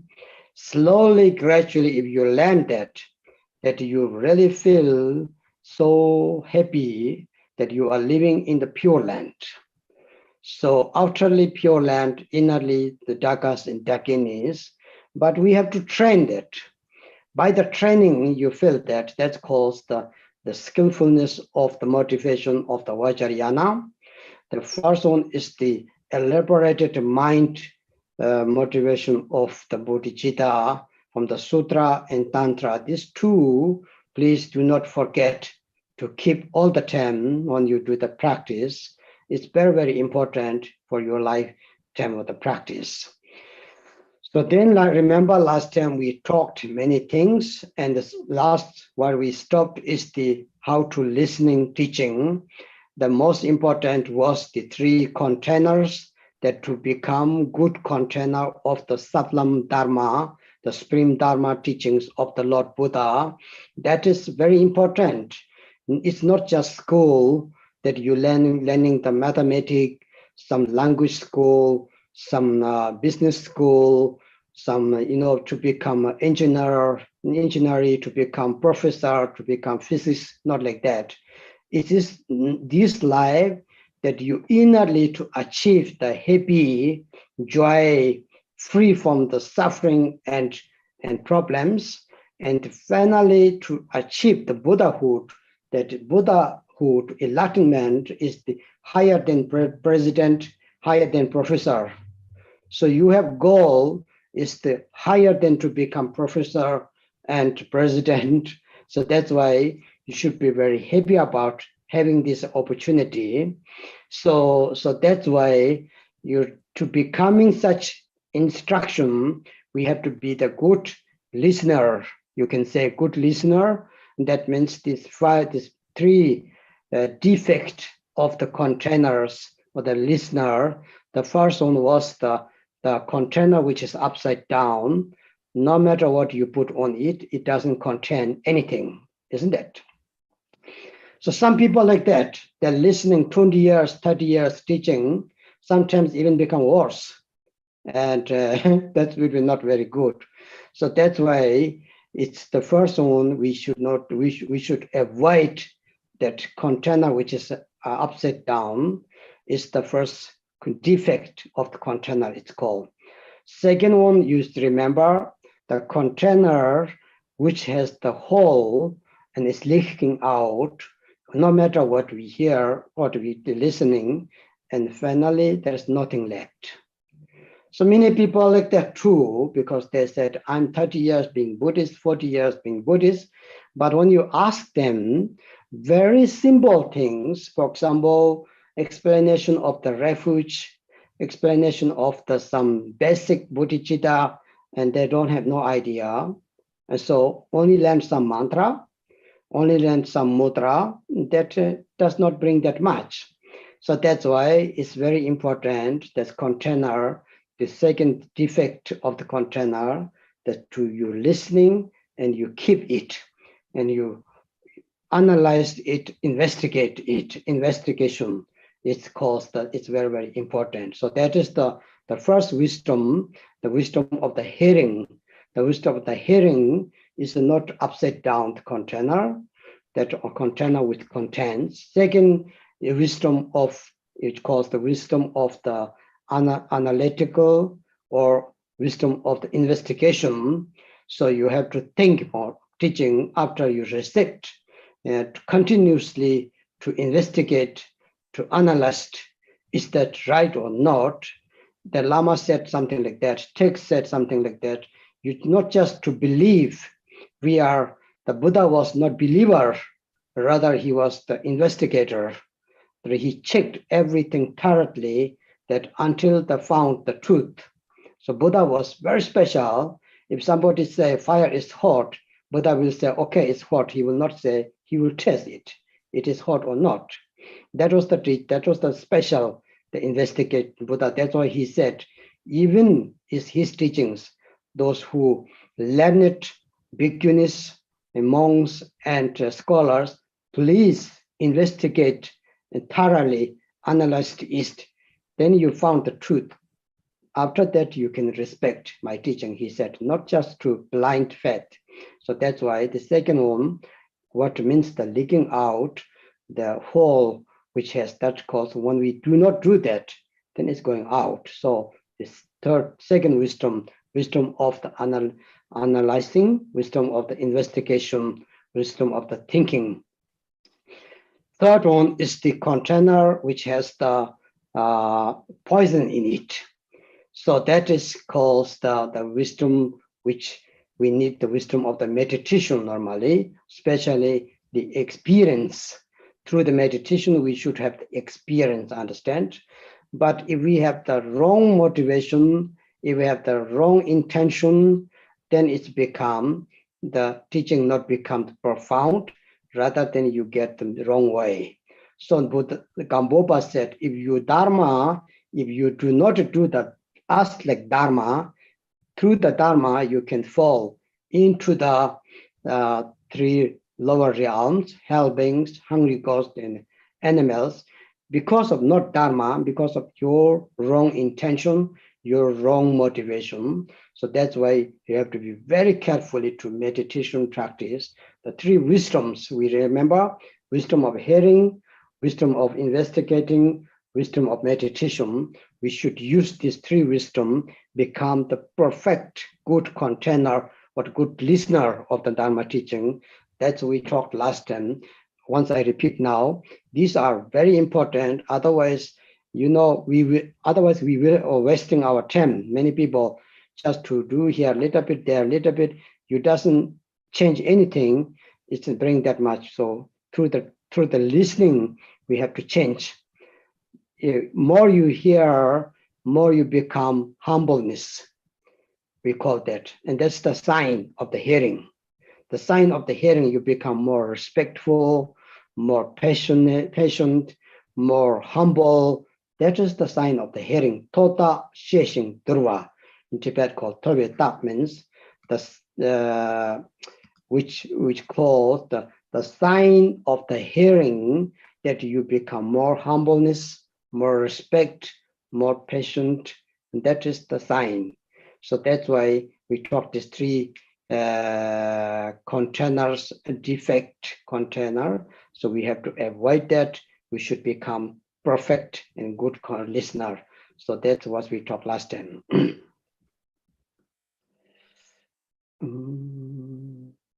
Khi mà chúng ta nói về động cơ thì đây là cái điều mà lần trước thì thầy có giảng cho chúng ta rồi. Ở đây thì thầy sẽ nhắc lại cái cơ bản nhất để mà chúng ta hiểu rõ về cái động cơ tu tập của mình. Thì cái động cơ tu tập của mình, khi mà chúng ta nói về cái động cơ thì nó không chỉ giới hạn trong cái việc là chúng ta tu, mà còn là trong cái đời sống của mình. Lúc nào mình cũng phải quán chiếu cái động cơ của mình. Khi mà mình làm bất cứ một cái điều gì đó, cho dù là mình làm ở trong đạo hay là làm trong đời, mình phải xem rõ cái động cơ. Đức Milarepa ngài đã từng dạy rằng là cho dù chúng ta tụng bao nhiêu chú, cho dù chúng ta nhập thất bao nhiêu năm, cho dù chúng ta ngồi bao nhiêu ngày, bao nhiêu đêm, bao nhiêu tháng, thì cái việc mà nó quyết định chúng ta có phải là một người tu chân thật hay không, chúng ta có phải là người chân tu hay không, có thể thành Phật hay không, thì nó không nằm ở những việc đó, mà nó quay ngược lại là phải nằm ở cái động cơ của mình. Không luận mình tu thế nào, hiểu rõ được tại sao mình tu nó mới là quan trọng. Cho nên là ngay từ đầu, tâm của mình, khi mà gọi là cái tâm đạo của mình, cái đạo tâm của mình phải là tâm Bồ đề vô thượng, gọi là Bồ đề tâm vô thường, hoặc là vô thường Bồ đề tâm. Vô thường Bồ đề tâm có nghĩa là cái tâm ý thấu rõ được hữu tình chúng sinh đều đã từng là cha là mẹ của mình, và so với lại cha mẹ của mình trong kiếp này thì tất cả hữu tình chúng sinh vốn dĩ cũng giống y chang như vậy, không có bất cứ một cái sự khác biệt nào. Thì khi mà mình đã nhìn nhận như vậy, chúng ta sẽ không có còn bất cứ một cái ý niệm nào rằng là người này là người thân của mình, còn kia là kẻ sơ của mình. Chẳng có ai thực sự là người ơn của mình, cũng chẳng có ai thực sự là kẻ oán với mình cả. Với ai mình cũng đều thương, mình cũng đều cảm thông, và đi với ai thì mình cũng cảm thấy an toàn, mình không cần phải dè chừng, không cần phải đề phòng bất cứ điều gì. Thì đó chính là cái động cơ mà nhìn nhận theo hiển giáo. Còn động cơ mà nhìn nhận theo mật giáo, động cơ theo cách nhìn nhận của Kim Cương Thừa, rằng thì chúng ta sẽ thấy rõ rằng là tất cả hữu tình chúng sinh sẽ đều là bổn tôn, đều là chư hộ Phật, đều là chư Phật, chư Bồ Tát, chư Thánh chúng. Thì khi mà mình nhìn rõ được tất cả hữu tình chúng sinh đều là chư Phật, chư Bồ Tát, chư Thánh chúng, thì ngay đó là chúng ta đang ở tịnh độ rồi. Khi mà chúng ta học ở trong kinh điển, chúng ta sẽ thấy là tịnh độ là cái nơi mà chư Phật, chư Bồ Tát và chư Thánh chúng sẽ vân tập. Cho nên nếu bây giờ mà cái tâm mình nhìn ai mình cũng thấy Phật, thấy Bồ Tát, thấy Thánh chúng, thì ngay cái nơi mình đang ở nó đã là tịnh độ rồi, chứ mình không cần phải chạy đâu xa nữa. Cho nên như vậy thì đây là hai cái động cơ được phân tích theo hiển giáo và mật giáo mà chúng ta cần phải nắm cho được, bởi vì đây là hai cái động cơ cực kỳ quan trọng, nhất là trong cái công phu tu tập của bản thân mình.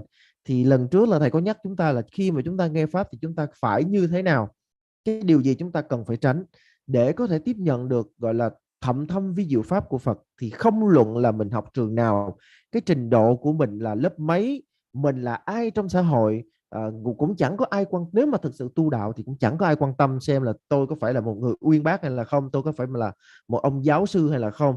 Nếu như mà mình thực sự hoan hỷ, mình hoàn toàn tự tại trước khổ não thì ngay đó là Phật rồi, chứ mình không cần phải tìm cầu đâu xa nữa. Khi mà chúng ta tu á, chúng ta tu Phật thì chúng ta phải nhắm đến cái đích đến cuối cùng, đó chính là thành Phật, chứ không phải là chúng ta tu Phật nhưng mà cái điều mà chúng ta nhắm đến thì nó kiểu như là cái bằng cấp tước vị. Khi mà mình nói về thế gian á, thì có thể là tổng thống, gọi là người có thể cao nhất của một cái địa vị rất là cao, nhưng mà ở trong đạo á, thì Phật quả mới là cái địa vị cao nhất, và đó chính là cái mà mình nhắm đến, chứ không phải là nhắm đến những cái thế gian kia. Thì để mà mình có thể nhận được giáo lý một cách trọn vẹn thì chúng ta cần phải tránh xa cái trường hợp gọi là chúng ta trở thành ba vật chứa không phù hợp. Đầu tiên á, là vật chứa úp ngược. Ở đây thầy nhắc lại cho mình, đầu tiên là vật chứa úp ngược. Vật chứa úp ngược thì chúng ta thấy rất là rõ, có rất là nhiều người họ nghe pháp, họ đi chùa, họ nghe pháp bao nhiêu năm, nhưng mà họ cũng giống như là cái vật chứa úp ngược á. Họ nghe nhưng mà họ không có chuyển, mà thậm chí là càng nghe lại còn càng tệ hơn. Cho nên là chúng ta đừng có như cái vật chứa úp ngược đó.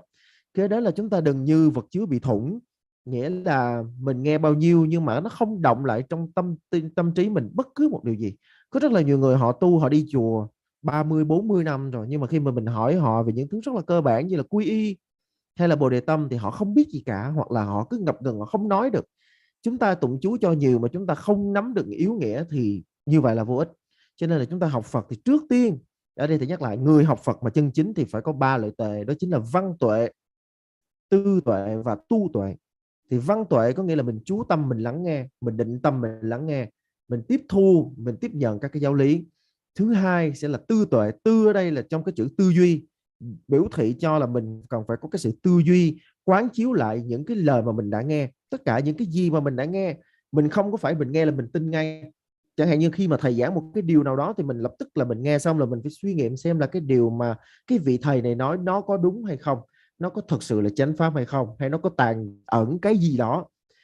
Chúng ta phải hiểu rằng là Đức Phật dạy chúng ta không có dạy mình cúi lạy, không có dạy mình kiểu như là tin cấm có cãi, mà Phật dạy rằng là chúng ta tu, chúng ta học Phật phải có trí tuệ, chúng ta phải nhìn thẳng cái lẽ thật. Giống như bây giờ có một người nói đến với Đức Phật nói rằng là ông hãy chứng minh là lửa nóng đi, thì Đức Phật nói là Như Lai biết là lửa nóng, điều đó không cần phải chứng minh, tại vì nó là lẽ thật. Nếu lửa đã nóng nó là lẽ thật thì không cần phải chứng minh. Thì chúng ta là những người mà thông minh, chúng ta là những người mà có trình độ, và đặc biệt là những người mà có những cái học hàm, học vị cao trong xã hội, chúng ta là nhận mình là những người mà có trí tuệ, thì chúng ta phải đào sâu vào cái tư tuệ này, tức là chúng ta quán chiếu những cái gì mà chúng ta đã tiếp thu vào. Và thứ ba là chúng ta đừng là một vật chứa có độc. Ở trong cái quá trình tu học thì sẽ có những cái kinh nghiệm phát sinh, đôi khi sẽ có những cái mà chúng ta gọi nó là những cái phép màu, những cái điều mà tự nhiên có những cái trải nghiệm nó hay, nó lạ lạ, nhưng chúng ta đừng để chúng lôi dẫn mình, đừng có để chúng đừng có dính mắc vào chúng. Chúng ta tu là phải luôn luôn quán chiếu về cái động cơ của mình, trong mọi thời phải luôn luôn quay về cái động cơ của mình. Đức Gampopa ngài đã từng nói rằng là tu Phật nhưng mà lại lầm vào ác đạo là tại bởi vì sao? Là bởi động cơ ngay từ đầu đã chẳng phải là Phật rồi. Nghĩa là chúng ta tu Phật mà chúng ta lại đi vào trong ác đạo, đó là địa ngục, ngạ quỷ và súc sinh. Tại sao chúng ta tu Phật mà chúng ta không niệm Phật? Là bởi vì cái động cơ ngay từ đầu của mình nó đã không phải là một cái động cơ của một vị Phật rồi.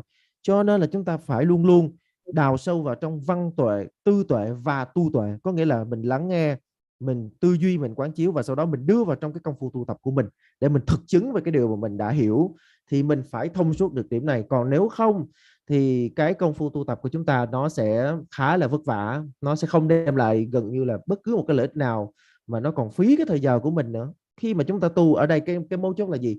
Mình tu là phải chuyển, mình nghe nhiều, mình biết nhiều thì mình lại càng là cái người khiêm hạ, mình càng là cái người nhún nhường, mình càng là một cái người tỉnh thức, mình càng là một người từ bi. Nghĩa là tu là đã chuyển được mình rồi, đó mới thực sự là tu. Đây là những điều mà mình phải cố gắng ghi nhớ. So then, having that tension, having that kind of motivation, that listen carefully, and also after the listen, that you keep the teaching in your heart, and then it's practiced. So that is the very important. Now, there's a concept. It's called the four wrong concept and four right concept to listen to Dharma teaching. The first one is the wrong concept, which means sometimes it's an example, they put it in the text, but of course you can think about it. For example, some people in the teaching say, some students, they have the concept that themselves is like hunters who hunt animals, understand? Wild animals or whatever. And the Lama is the animal like deers, and you are the hunters. And then when you get the teaching of the Dharma, is the when you kill the deers, that you can maybe the horn, maybe the pelts, or maybe the meat, whatever you get, it's like the teaching. And then after that, one can use it for yourself. So that's the concept which that you gain, what you gained from the teaching, that you want to use it your own benefit. So that's called the four wrong concept. The first one is you have the concept yourself as like a hunter, and the method, or the second one is the method, how you can get teaching from Lama. During the teaching time, can be respectfully, you do some offerings, you do some works for Lama or teacher. It's like what they use to kill deer. The Lama is like deer, you are the hunter, Lama is the deer. Now how do you catch that deer? So you need to have some special method. Some do that. So sometimes teachers, they think, oh my, I have good student, they are a very big sponsor, blah, blah, blah, whatever. Nowadays happen as well. And then slowly when you receive the teaching, they think this is the now, is the like what you gain from when you kill the deer animals, understand? Wild animals. So for example, deer, here's the shawa. Shawa means the deer. So the people trying to kill that because they have special horn, special fell, and so maybe also meat that way. Once you gain that, once you kill that, then you have got it. So you don't need it anymore. The deers and also the effort. Some do that like this, the Dharma, the Lama, yourself as hunter, Lama is the deer. The method, how do you do is that your instrument, what you use to kill the animal. It can be like machine gun or whatever, and it can be arrow or like a bow and arrow, what they use. And then the teaching, what you get it is what you got it for, like as I said, like fell or meat or horns, whatever. And then you have got it, you think that. So this means some people think that I go to that Lama, I will learn the teaching, and because otherwise I will use it for my benefit. So I want to become, out of that you want to make money. Out of that you want to become famous. Out of that you want to become like a higher name. So all this kind of motivation, it also happens. Even remember, small things happened when Gambopa come to meet the Milarepa. He has very pure devotion. He has a very, very pure devotion, and he loved very much to just hearing name of Milarepa. And when Gambopa was on the way to the Milarepa, and that day Milarepa was giving teaching. So sometimes Milarepa was very happy, enjoy. He smiled, he's laughing. And suddenly he become a little bit sad, and sometimes even he has tears in his eyes. So the student from the participator asked to Milarepa, what happened with you today? Why you are happy sometimes and you are smiling and you are laughing, you look joyful? He said, I'm waiting my heart student, my heart son, and he's now on the way to me. So that's why I'm very, very happy. And but on the way, he get lots of problems and lots of obstacles because Kamboba was ill. He was sick, almost dead. It was very, very difficult to reach there. And sometimes he get very difficult and obstacles. He almost gave up to coming here. So I was sad, Milarepa said, understand? So there was one old lady also in the teaching. She listened that, and then she went home. So when Kamboba arrived the village Milarepa in Taishikang, it's the Nepal, between Nepal and Tibet, right? Taishikang there. So when Kamboba, when he arrived the village, so he don't know where is the Milarepa, so he missed first one, this old lady. And he asked to that lady, where is the Milarepa? And she said, why? Because I want to meet him. And then she told, oh, you must be a very special guy, because today I was Milarepa's teaching. So Milarepa said, today his heart student's coming. So you might be that one. So she invited her home, give tea, samba, butter tea, and so on. And Kamboba felt a little bit proud. He thought, oh, I'm so special. Surely I have very good welcome reception from the Yogi Milarepa. So he went to the Milarepa, and after that tea, and then he went to Milarepa. But Milarepa already know that Kamboba got a little proud. And he said, he cannot come to me. He have to stay in kitchen and cook and clean 3 months. He didn't let come in to the Milarepa, understand? After when Kamboba meet Milarepa, because Kamboba was bhikkhu, full ordinated bhikkhu, in the Vinaya rule, the bhikkhu cannot touch the gold, the pure gold.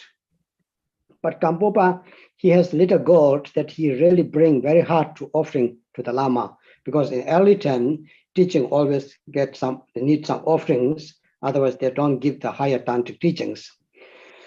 So when Kamboba offered to the Milarepa little gold, that what he bring, and Milarepa said, I don't need the gold, and gold and me is not friend. He said, I'm not friend with the gold. And I also don't have the reception for you to welcome reception. I don't have anything. I cannot give you the tea. And I cannot even cook the tea because I don't have anything here. But I don't think gold is also fitting with you. He said, you're bhikkhu.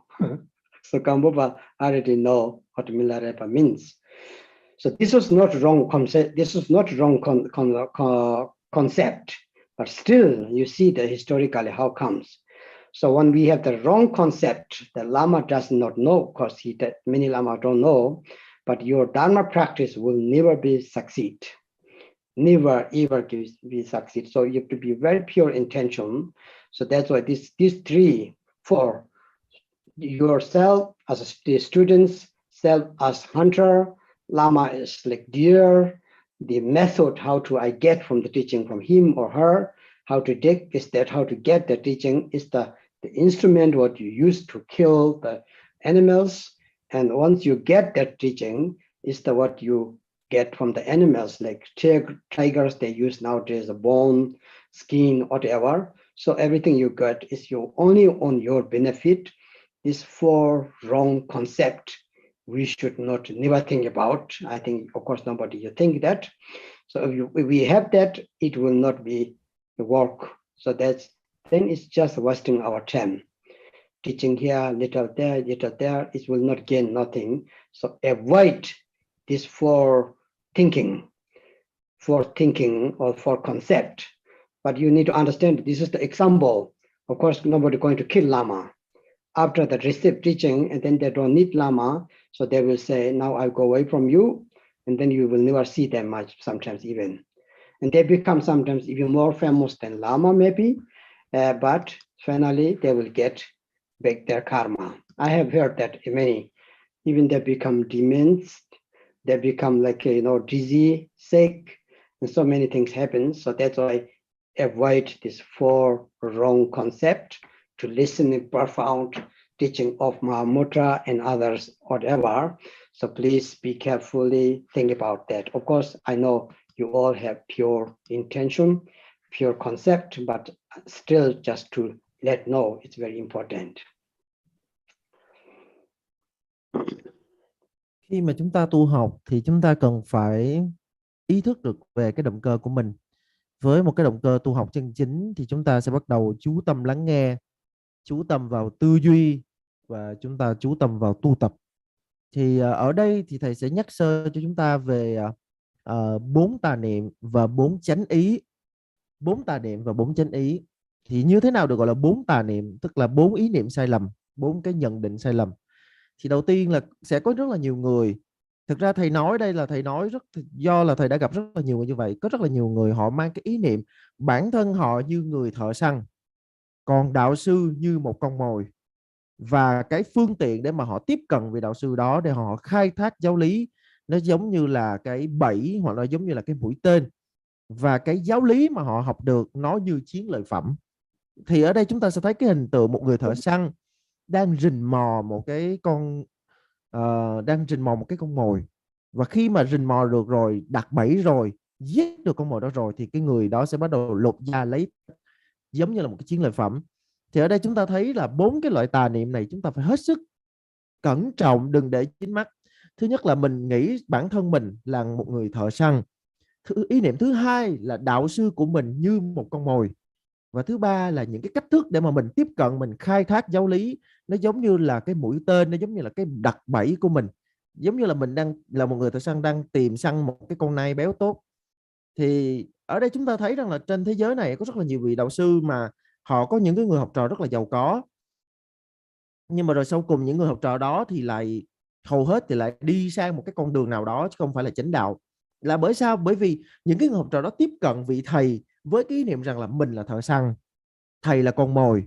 Tất cả những gì mình đang làm đây là mình đang gọi là dăng cái thiên la địa võng ra, dăng cái bẫy ra, thiết lập ra những cái cung tên giáo mát, và để họ cuối cùng là họ sẽ gặt hái được cái giáo pháp. Thì cái cách mà họ gặt hái giáo pháp, họ xem giáo pháp như là chiến lợi phẩm. Nó giống như là sau khi mà họ đã nhắm được một cái con nai béo tốt rồi, đã đặt bẫy rồi, đã giết được nó rồi, thì họ sẽ có cái thịt nai rất là ngon. Thì rất là nhiều người họ làm như vậy, họ giống như là những người thợ săn lành nghề. Còn những cái vị đạo sư của họ thì giống như là những con mồi. Còn cái cách thức mà họ tiếp cận với đạo sư nó giống như là họ dăng ra thiên la địa võng, dăng ra bao nhiêu cái tầng tầng lớp lớp những cái mũi tên. Và sau cùng là cái giáo pháp hay khi mà họ có được rồi, họ nắm trong tay mình, họ lại ra vẻ tự hào, họ lại có gì đó họ tự hào giống như là ồ đây là chiến lợi phẩm của tôi. Thì rất là nhiều người họ có cái tà kiến giống như vậy, họ hăm hở đến chỗ bậc thầy với cái mục tiêu rằng là mình sẽ dựa hơi của vị thầy này để mà nổi tiếng hơn, và thậm chí mình còn nổi tiếng hơn cả ổng nữa. Mình cái tiếng nói của mình là nhiều người nghe hơn cả ổng nữa, và thậm chí là mình được nhiều người biết tới hơn ổng nữa. Tức là chúng ta thấy cái dạng động cơ này luôn luôn nhắm về cái mục tiêu duy nhất, đó chính là bản thân mình, đó chính là cái sự vị kỷ, đó chính là cái sự ích kỷ của người học trò. Thì ở đây nhân tiện nhắc về cái ý niệm mà không đúng đắn như vậy thì thầy sẽ nhắc đến câu chuyện của Gampopa. Khi cái hành trình ngài đến ngài gặp với Đức Milarepa thì khá là gian nan, nhưng mà cái tâm ý của Đức Gampopa khi mà ngài đến chỗ của sư phụ mình là Milarepa thì lại là một tâm ý gọi là chí thành chí tính. Đó là một thứ tính tâm vô nhiễm, có nghĩa là ngài có một cái tính tâm gọi là vô cùng trong sạch, bất thoái chuyển nơi Đức Milarepa. Nhưng mà có một cái vấn đề nó đã diễn ra. Thì có một hôm nọ khi mà Đức Milarepa đang giảng pháp, đôi khi các học trò của Đức Milarepa sẽ thấy rằng là ngài giảng với một cái tâm ý rất là thoải mái, rất là vui, rất là mừng. Nhưng mà tự nhiên ngay cái khoảnh khắc trước ngài đang vui mừng thì cái khoảnh khắc sau đó tự nhiên ngài lại cảm thấy rất là buồn, ngài lại rất là buồn, ưu sầu, và thậm chí là đôi mắt của ngài ngấn lệ, ngài rơi xuống những giọt nước mắt. Thì những cái người học trò hiện diện tại ngày hôm đó đều hỏi là tại sao thầy lại như vậy? Thầy giảng pháp cho chúng con nhưng mà lúc thì thầy rất là vui, còn có khi thì thầy rất là buồn. Thì Đức Milarepa mới nói rằng là con của thầy đang đến chỗ của thầy, thầy biết điều đó, thầy thấy được điều đó cho nên thầy rất là vui mừng. Nhưng con của thầy đang đối diện với rất là nhiều chướng ngại, và thật sự đúng thời điểm đó Đức Gampopa đang bị bệnh, ngài gặp một cái bệnh, ngài gặp một cái bệnh khá là nặng. và đôi khi ổng còn muốn từ bỏ nữa, đôi khi ông ấy còn muốn từ bỏ nữa, cho nên là thầy rất là buồn. Thì ở trong số cái hội chúng này có một bà lão, thì bà lão này là ở ngay trong cái làng được gọi là Trashigang. Thì Gampopa khi mà ngài đến cái Trashigang này, ngài đã gặp chính cái bà lão học trò của Đức Milarepa này, và ngài hỏi rằng là bà có biết chỗ của Đức Milarepa hay không. Thì bà này rất là ngạc nhiên, và bà nói là chắc hẳn ông phải là người con đó của thầy, bởi vì thầy có nhắc đến ông với chúng tôi. Và sau đó là bà cúng dường Đức Gampopa rất là trọng hậu. Ngày bà đem ở trong nhà có bao nhiêu cái gì là bà đem ra và cúng dường Đức Gampopa. Và ngay trong cái khoảnh khắc đó, trong một cái sát na đó, tự nhiên trong tâm của Đức Gampopa khởi lên cái ý niệm: ồ, Đức Milarepa nhắc đến mình, thầy nhắc đến mình, nghĩa là mình cũng phải là cảnh giới nào đó mới được thầy nhắc chứ, mình còn chưa đến mà cái tiếng của mình nó đã đi trước rồi, vân vân. Thì thực ra Đức Milarepa thừa biết cái tâm ý này của Gampopa, cho nên khi cái ngày mà Gampopa đến chỗ của Đức Milarepa và trình bày, thể hiện rằng là ô, con muốn học pháp này pháp kia, Đức Milarepa làm một cái vẻ mặt rất là lạnh, và ngài nói rằng là ông hãy đi dọn dẹp trong 3 tháng đi rồi quay lại đây.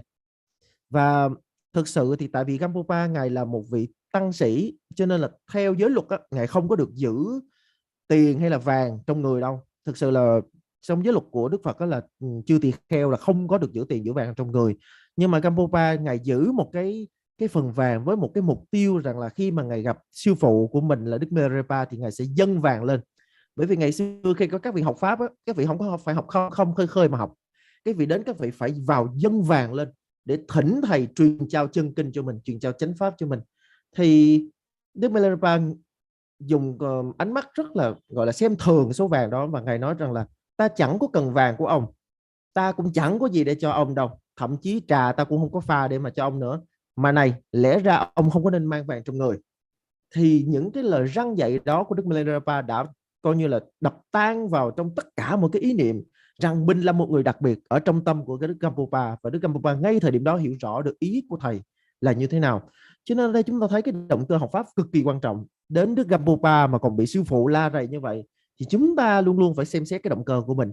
Nếu như cái động cơ tu học của mình mà nó không có trong sáng, thì chắc chắn là mình sẽ không gặt hái bất cứ một cái điều gì. Như thế nào gọi là không trong sáng? Không trong sáng là một người đi học pháp với cái động cơ làm mình giống như là một người thợ săn, đạo sư giống như là một con mồi, phương tiện mình tiếp cận vị đạo sư đó giống như là giăng bẫy, và sau cùng cái giáo pháp mà mình có được nó giống như chiến lợi phẩm của mình. Nếu như chúng ta làm như vậy, nếu chúng ta có 4 cái loại ý niệm này, thì không bao giờ chúng ta có thể thâm nhập vào chánh pháp, không bao giờ chúng ta có thể gọi là gặt hái được bất cứ một điều gì. 4 tà niệm này là 4 thứ mà chúng ta phải tránh xa. Chúng ta cố gắng đừng dính mắc, bởi vì chúng sẽ không đem lại bất cứ một lợi lạc gì. Chúng ta cũng chỉ đi vòng vòng mà thôi. Chúng ta đừng có dính mắc vào 4 cái tà niệm này. Có rất là nhiều câu chuyện mà thầy đã từng nghe rồi. Có những người học trò họ đi học pháp với cái tâm ý như vậy, rồi sau cùng á thì họ gặp một cái bệnh nan y, sau cùng là họ gặp một cái cơn bạo bệnh nào đó, và thậm chí có một số người họ còn biến thành quỷ nữa, tức là họ qua đời xong họ biến thành quỷ luôn, là do cái động cơ tu học ngay từ đầu của họ đã sai rồi. Cho nên là chúng ta hãy cẩn trọng. Thì thầy không có nói là ở trong kiểu như là thầy không có nói đại chúng ta là những người như vậy, nhưng mà ở đây thầy nhắc cho đại chúng hiểu, thầy biết là chúng ta là những người học pháp với cái tâm ý rất là trong sáng, rất là chí thành, nhưng mà thầy vẫn phải nhắc để chúng ta quán chiếu lại động cơ của mình.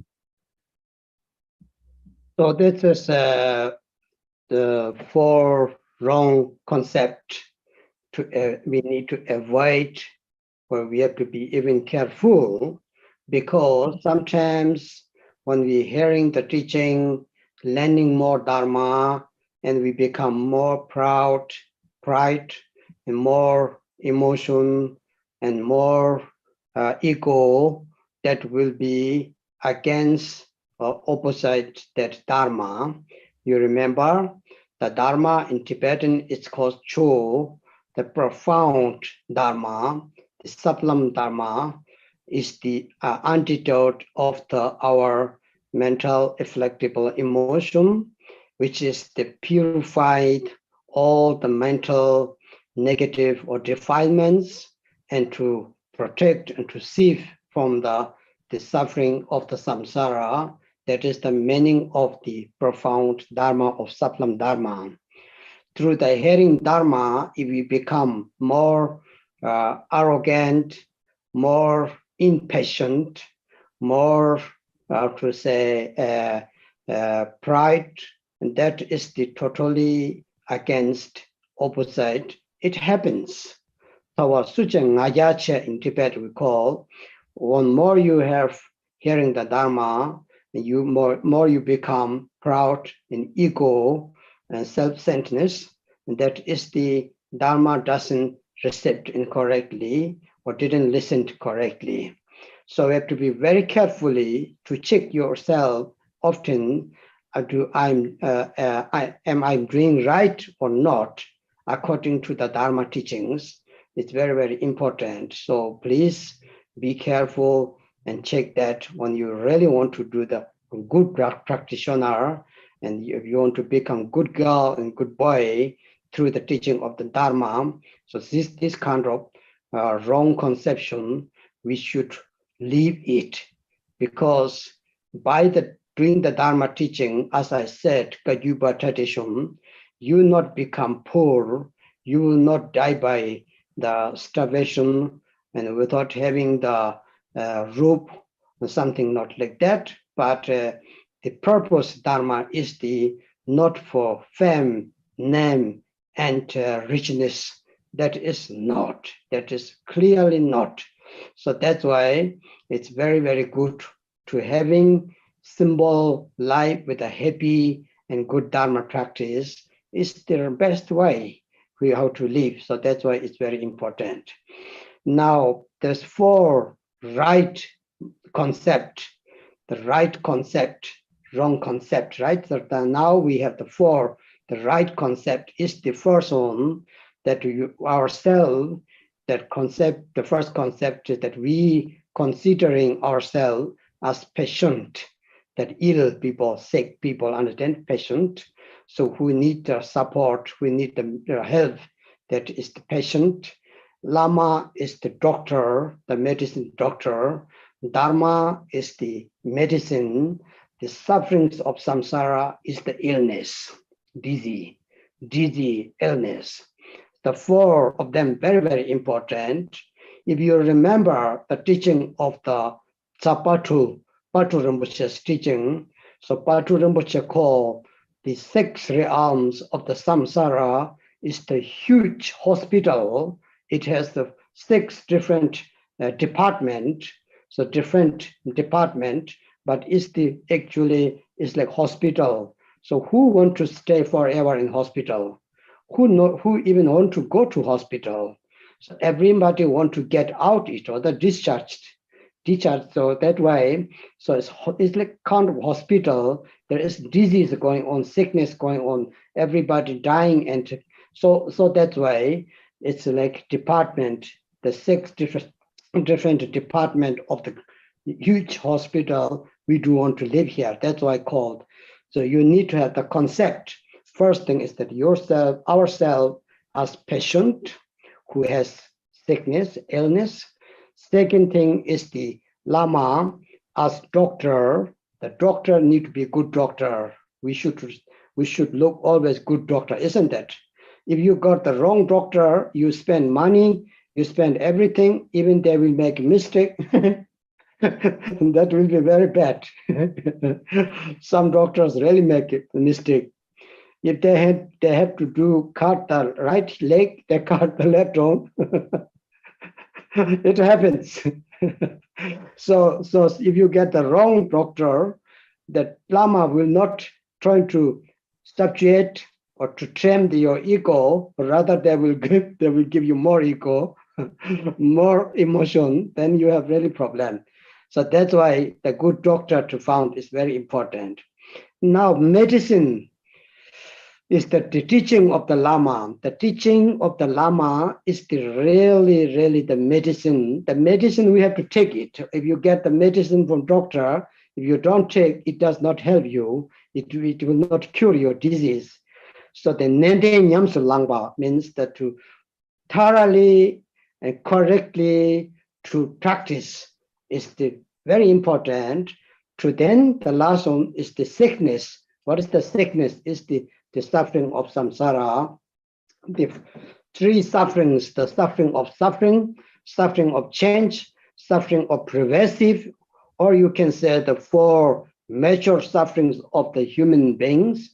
Actually, that means the giving birth, getting aging, getting old, getting sickness, and dying, the four major sufferings. So to free from that, that is called the release from the suffering is the really you the release from the illness, sickness, that you are recovered and that you are again and healthy. So that is very important. The four concept, right concept. The first one is the us we being as patient, Lama is the right doctor, Dharma is the medicine, that through your practice, your effort, that you gain free from the suffering is the sickness of the whatever sickness that we are overcome. So these four concepts we should think often. I am the patient in the samsara, so I need a good doctor. The good doctor will be the right Lama. That's why last time we talked, Lama is a very, very important, because you need to have the right good Lama. There is so many Lamas, but if you really want to become ultimately free, happy, joyful, and it's also for him, for ourselves, forever, long-lasting happiness, long-lasting joy, you need good Lama. That Lama can be the right Lama, as we talked last time. So it's very, very important. So these four pure concept or four right concept, please think about that. Do I have that or not? Okay, that is the very important to listening the Dharma teaching. Thì ở đây thầy đã cho chúng ta thấy được 4 tà niệm này nó như thế nào, rồi chúng ta phải hết sức thận trọng để mà chúng ta tránh. Thì khi mà mình tiếp thu giáo pháp, khi mà mình học pháp càng ngày càng nhiều, mình càng học pháp nhiều mà mình lại càng trở nên kiêu ngạo, cái tôi của mình nó lại càng trở nên cứng nhắc hơn, thì đó là mình phải xem lại chỗ đó nó có vấn đề rồi. Cái chữ pháp ở trong Phật pháp á, khi mà dịch qua tiếng Tài nó là chữ chơ đây có thể hiểu đó chính là phương thuốc đối trị phiền não, là những cái cách thức để chúng ta tiêu trừ vọng niệm, tiêu trừ phiền não, đưa chúng ta ra khỏi luân hồi. Cho nên là về mặt cơ bản thì pháp phải đưa mình ra khỏi luân hồi, phải đưa mình ra khỏi mê lầm. Nhưng mà đằng này thì ngược lại, mình càng nghe pháp thì lại càng manh động, càng hiếu chiến, càng thiếu kiên nhẫn, càng kiêu ngạo, càng vun đắp cho cái tôi của mình ngày càng lớn hơn, thì chắc chắn là mình đang lầm lạc rồi. Khi mà mình học pháp mà càng trở nên ích kỷ hơn thì chắc chắn là cái chỗ thọ nhận giáo pháp của mình nó có vấn đề. Cho nên là mình học Phật thì phải lúc nào cũng vậy, phải quán chiếu cái động cơ của mình. Bởi vì mình muốn là một người tu tốt, và ít nhất là mình phải là một người tốt ở trong đời, thì mình cần phải tránh xa khỏi 4 cái tà niệm này. Thầy đã từng khẳng định với chúng ta rằng là truyền thống Ca Kiêu thì không có người nào mà chết vì nghèo và vì đói hết. Nhưng mà chúng ta phải hiểu rằng là chư tổ từ xưa đến nay, thầy tổ mình từ xưa đến nay chưa từng vì lợi dưỡng mà tu, mà tất cả đều quay về động cơ tu học chân chính. Chư thầy tổ của mình thành Phật là bởi vì động cơ tu học chân chính. Như vậy thì ở đây chúng ta phải hiểu động cơ tu học chân chính là gì. Đó chính là 4 chánh ý. Chánh trong từ chân chánh, còn ý trong từ ý niệm. Chánh ý, như vậy 4 cái chánh ý này là gì? Thì chánh ý nó sẽ đi ngược lại với tà niệm. Thì ở trong cái nhìn nhận của 4 chánh ý thì đầu tiên đó chính là chúng ta nhìn nhận bản thân mình là bệnh nhân. Tức là tôi không phải là một ông thợ săn nào hết đó. Tôi là một ông bệnh nhân, tôi là một người đang mang bệnh ở trong người. Còn đạo sư là thầy thuốc, là y sĩ, là người xua tan bệnh khổ luân hồi cho mình. Chứ đạo sư không phải là một cái con nai béo tốt nào đâu. Patrul ngài đã từng dạy rằng là 6 cõi luân hồi nhìn giống như là một cái bệnh viện to lớn với 6 khoa. Ai mà lại muốn vào đây và thậm chí còn ở lại nữa. Chúng ta thấy ở trong cái luân hồi này, ở ngay trong cái bệnh viện này, thì thực ra chúng ta chỉ muốn ra khỏi thôi. Đâu có ai mà tự nhiên biết nó là bệnh viện rồi mà vẫn lao đầu vào kêu không, tôi thích sống trong đây, tôi không muốn sống bên ngoài. Không có ai như vậy hết. Cho nên là cái ý niệm đầu tiên phải là bản thân mình là bệnh nhân, mình mang bệnh trong người. Cái ý niệm thứ hai đó chính là đạo sư là bác sĩ. Mình mà nhân tiện nhắc về bác sĩ, mình phải tìm một bác sĩ giỏi thì mình mới mong hết bệnh được, chứ mình đâu thể nào mà đâm đầu vào mấy cái ông thầy lăng băm, mấy cái ông mà học không tới, kiểu như là mình đau chân trái, ông vô ông chữa chân phải, mình có vấn đề ở chân phải, ông vô ông cắt luôn chân trái, như vậy là không được. Ông thầy nào mà dạy mình mà càng thêm mê lầm á, thì mình phải coi lại. Và kế đó là cái ý niệm về giáo pháp. giáo pháp phải là, mình phải nhìn nhận giáo pháp là phương thuốc, là một cái toa thuốc mà bác sĩ cho mình, các cái loại thuốc bác sĩ cho mình. Nhưng mà mình không thể nào mình ngồi đó mà mình đọc hướng dẫn sử dụng rồi mình nghĩ là mình đọc vậy là nó hết bệnh. Không phải, mình phải thực sự uống vào trong người mình mới mong khỏi bệnh. Và cuối cùng cái ý niệm về bệnh trạng ở đây chính là những cái khổ não của mình. Chứ là ở trong mình nói về khổ não có rất là nhiều. Mình chẳng hạn như là có những cái khổ não như là khổ khổ rồi hành khổ vân vân. Nhưng mà tự chung đã là con người thì chúng ta sẽ có 4 cái khổ chính. Đó là khổ từ sinh, khổ từ lão, khổ từ bệnh, khổ từ tử. Nghĩa là sinh lão bệnh tử là cái khổ của con người. Thì đây chính là cái ý niệm của mình. Tôi là một bệnh nhân, tôi có bệnh. Bệnh đó là gì? Bệnh đó là sinh lão bệnh tử. Như vậy thì 4 cái chánh ý này chúng ta phải nhớ. Ở đây thầy sẽ nhắc lại. Ý niệm thứ nhất, bản thân mình là một bệnh nhân. Ý niệm thứ hai, đạo sư là một y sĩ. Ý niệm thứ ba, giáo pháp là phương thuốc. Và ý niệm thứ tư, đó chính là khổ não là bệnh trạng của mình, cái bệnh của mình. Cho nên ở đây mình thấy khi mà mình có ý niệm chân chính đó, mình sẽ thấy mình không có là cái gì hết. Mình cũng chỉ là một ông bệnh nhân nằm thoi thóp thôi. Và bây giờ cái mà mình cần nhất là một ông bác sĩ ngay bây giờ cứu tôi ra khỏi cái bệnh này. Nhưng mà bác sĩ thì cũng có nhiều loại bác sĩ.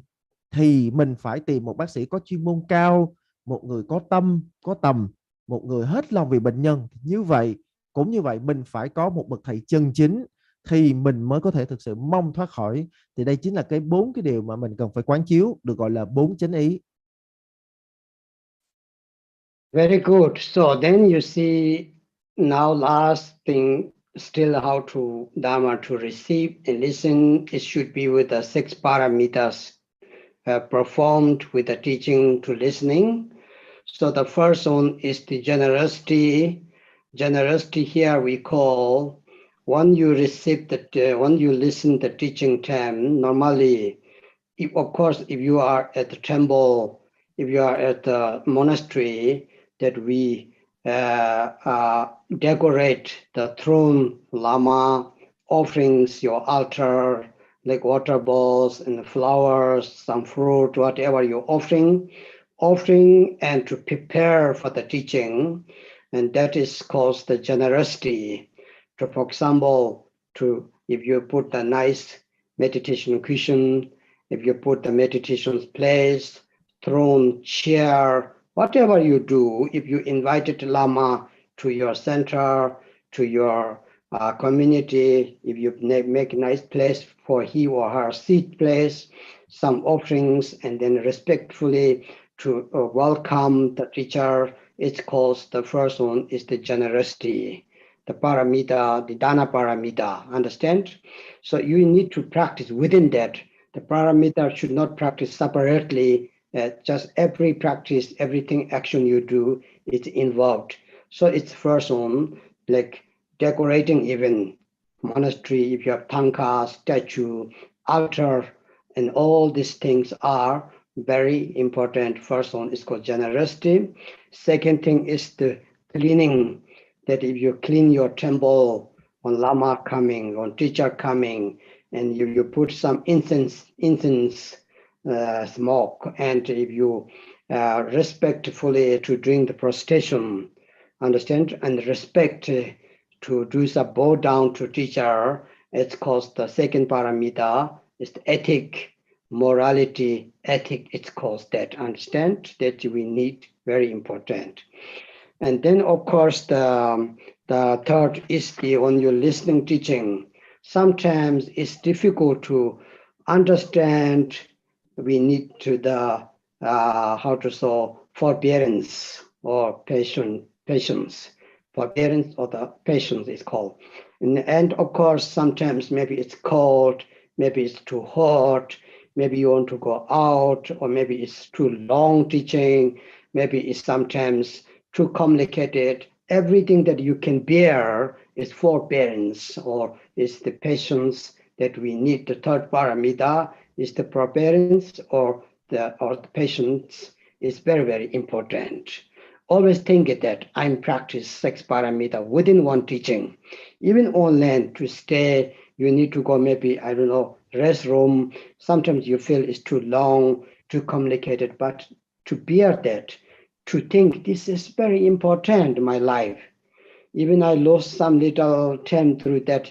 There's some have to go 5 o'clock, maybe now 10 minutes late, maybe that the job will pay me 10, 20 less. It's no matter, you have received teaching. So it's called the forbearance or the patience is very important. The third paramita, it's very, very important. So think about this way. Và khi mà chúng ta nghe pháp thì chúng ta cũng cần phải có ờ, cái hình bóng của lục độ ba la mật, tức là 6 pháp ba la mật sẽ hiện diện trong khi mà mình nghe pháp. Thì đầu tiên đó là bố thí. Thì khi mà chúng ta tham dự một cái pháp hội nào đó, chúng ta sẽ thấy là thường ở trong tu viện chẳng hạn, tức là ngày hôm đó chẳng hạn như là vị đạo sư sẽ có một cái thời giảng, thì trong tu viện chúng ta sẽ thấy chư tăng trang hoàng rất là kỹ các cái pháp tòa, xong rồi hoa dân cúng, thậm chí là bố cục sắp xếp các cái tọa cụ. Nói chung là ở trong tu viện sẽ làm tất cả mọi thứ để cho cái công tác trang hoàng cái pháp tòa cũng như là trong cái chính điện đó nó sẽ được tốt đẹp. Hoặc là khi mà mình thỉnh một vị thầy đến cái vùng mà mình đang sống hoặc là ngôi nhà của mình, thì mình cũng cần phải hết sức trọng hậu trong khâu đón tiếp. Chúng ta không thể nào đón tiếp một cách qua loa được, bởi vì mình nghĩ rằng là mình đang nhận cái gọi là chánh pháp nhiệm màu này, cho nên mình không thể nào qua loa được, mà mình phải đem tất cả những gì mình có để mình chuẩn bị cho cái công tác mà mình nhận pháp. Thì đây chính là bố thí ba la mật, có nghĩa là mình xả thí mọi thứ để mà mình có thể thỉnh được chánh pháp. Thì đây là một cái điểm rất là quan trọng chúng ta cần phải nhớ. Thứ hai đó là trì giới. Thì trì giới thì cụ thể trong pháp thì nó sẽ liên quan đến cái việc gọi là chúng ta trang nghiêm, tức là ngoài việc mà chúng ta trang hoàng vân vân, mình còn phải lau chùi dọn dẹp tất cả mọi thứ cho nó thật là tinh tươm, tất cả mọi thứ phải thật là sạch sẽ, rồi mình phải xông trầm, mình phải thắp hương, mình phải trang nghiêm tất cả mọi thứ, có nghĩa là trong công tác chuẩn bị cũng như là khi mà mình ngồi nghe pháp mình không có làm qua loa. Và thứ ba đó là kham nhẫn ba la mật. Kham nhẫn ba la mật thì khi mà mình nghe pháp mình sẽ có lúc mình khó chịu cái này, mình khó chịu cái kia, khó chịu ông này, khó chịu bà kia, hoặc là thân thể của mình đau nhức, hoặc là cái tâm ý của mình thấy khó chịu người này, khó chịu người kia, thì mình phải cố gắng định tâm và mình sẽ quyết tâm, mình quyết tâm là tôi đang ở trong một cái thời pháp, thì ngay đây là cái thời mà tôi tu học Phật đây, nên là tôi sẽ không có để cho cái tâm của mình nó bay nhảy, tôi sẽ kham nhẫn bất cứ một cái điều gì. Hoặc là thậm chí là mình đang nghe pháp nhưng mà mình mắc vệ sinh quá, mình chạy ra, mình cố gắng mình chạy ra vệ sinh, mình mong là mình đi vệ sinh cho nhanh để mình vào mình nghe tiếp, nhưng mà tự nhiên đi ra ngoài thấy một cái dãy người ta đang đứng người ta chờ, mà không biết cái ông bà nào ở trỏng làm gì mà lâu dữ vậy. Mình ở ngoài này mình kham nhẫn, mình không có giận, tại vì giận lúc đó là coi như mình không phải là người tu học Phật nữa. Hoặc là khi mà mình nghe pháp thì mình thấy trời sao nó lâu quá vậy, trời mấy giờ rồi, trời sao tới giờ này mà còn chưa kết thúc vân vân, thì mình cũng phải kham nhẫn. Đó là kham nhẫn ba la mật. Then, of course, the fourth is the diligence or the enthusiasm, effort, what we translate, is the very important to have the right view to the Dharma, the right view to your Lama, that you don't have the wrong thoughts about Lama and the wrong thoughts or the wrong views about Lama and the wrong views about Dharma, that you see, trying to see the pure teacher, pure Dharma. Through that, you have the devotion, which calls the effortless devotion, joyfully to attend the teaching, happily come to the teaching, joyfully. In order to have the joy, happy devotion, you need some enthusiasm, you need some patience, and not patience, you need some diligence, because we have to push a little bit up it. Because people used to say, I don't have time to Dharma, I don't go to today's center, I don't attend now that, and I just I read my books. Literally, we found some excuse something, and we lost our time. So we have to be very joyfully, happily.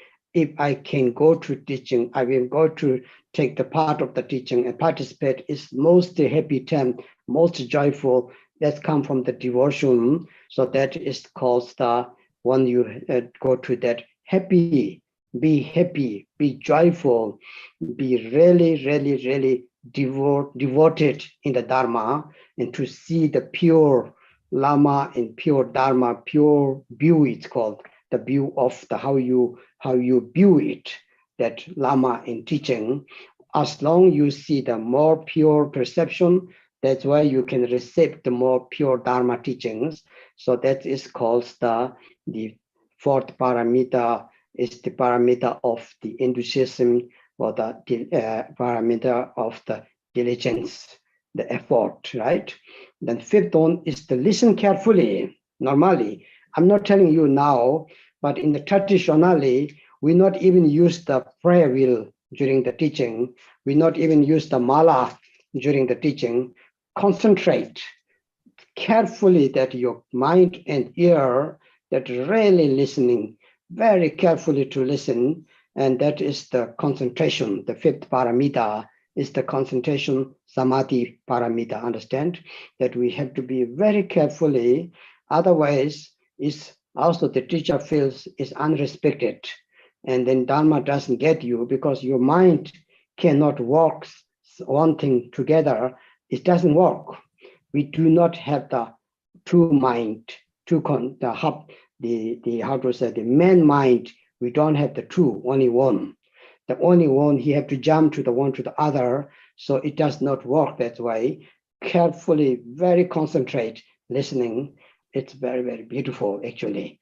And the last one is the, of course, through this teaching. So any kind of doubt, if you don't understand, if you think this is not maybe right, you have to have asked to Lama.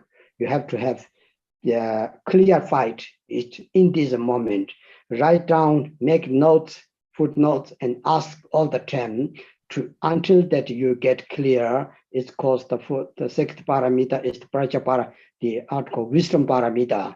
So all these six paramitas within our teaching, listening you to did, and then we did today all the preparation. I'm not going to do the most under preparations next Monday. We go to the here the Dharmakirti text. Until now, it was just my the preparations talks about the foundation. Then we will do the very nicely with the Dharmakirti text together.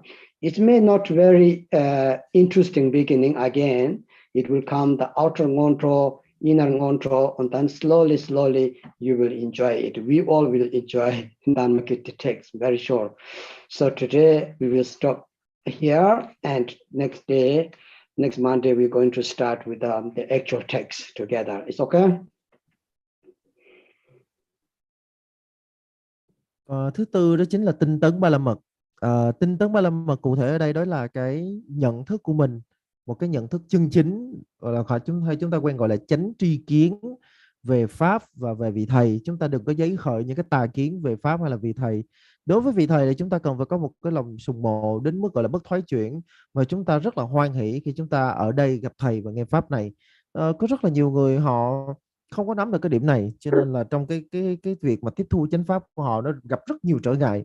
Hay là như có một số người họ cứ than là họ không có thời gian nghe pháp, họ bận này bận kia, cái gì cũng bận hết, nhưng mà đối với chánh pháp thì không hề bận rộn. Lúc nào cũng có một cái lý do gì đó để có thể rời xa chánh pháp. Thì mình phải xác định là cái tư tưởng của mình rằng là chánh pháp rất là khó để có thể gặp được. Cho nên là bây giờ mà mình có thể tiếp nhận thì còn có gì mà có thể vui sướng hơn vậy, còn có gì mà mình phải chần chừ không có nỗ lực tiếp nhận. Thì đây là về phần nhận thức. Phần tinh vấn ba la mật này là nó nằm về cái nhận thức. Cái nhận thức của mình mà nó càng trong sáng thì mình sẽ càng thâm nhập được vào chánh pháp. Và thứ năm đó chính là thiền định ba la mật. Thiền định ba la mật ở đây thì nó sẽ thiên về cái gọi là chú tâm.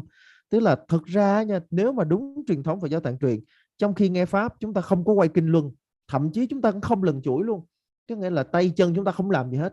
Tâm chúng ta hoàn toàn tập trung 100% vào trong bài pháp đang được truyền, đang được vị đạo sư giảng. Chúng ta học pháp mà chúng ta gọi là chuyên tâm tới mức tuyệt đối. Có nghĩa là trong tâm của mình nó không có bị phân làm hai. Tức nghĩa là trong tiếng Việt mình gọi là không có bị chia trí. Nếu như mà mình nghe pháp mà mình bị chia trí thì mình sẽ rất khó để mà mình tiếp nạp được chánh pháp.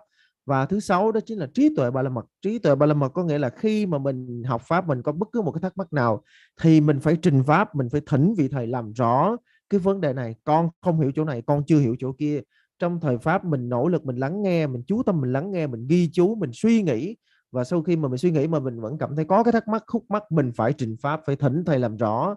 Thì đây chính là những cái trọng điểm căn bản, là những cái nền tảng để mà chúng ta có thể gọi là bước đầu chúng ta sẵn sàng cho cái phần chính yếu, tức nghĩa là cái giảng luận của tổ Dharmakirti.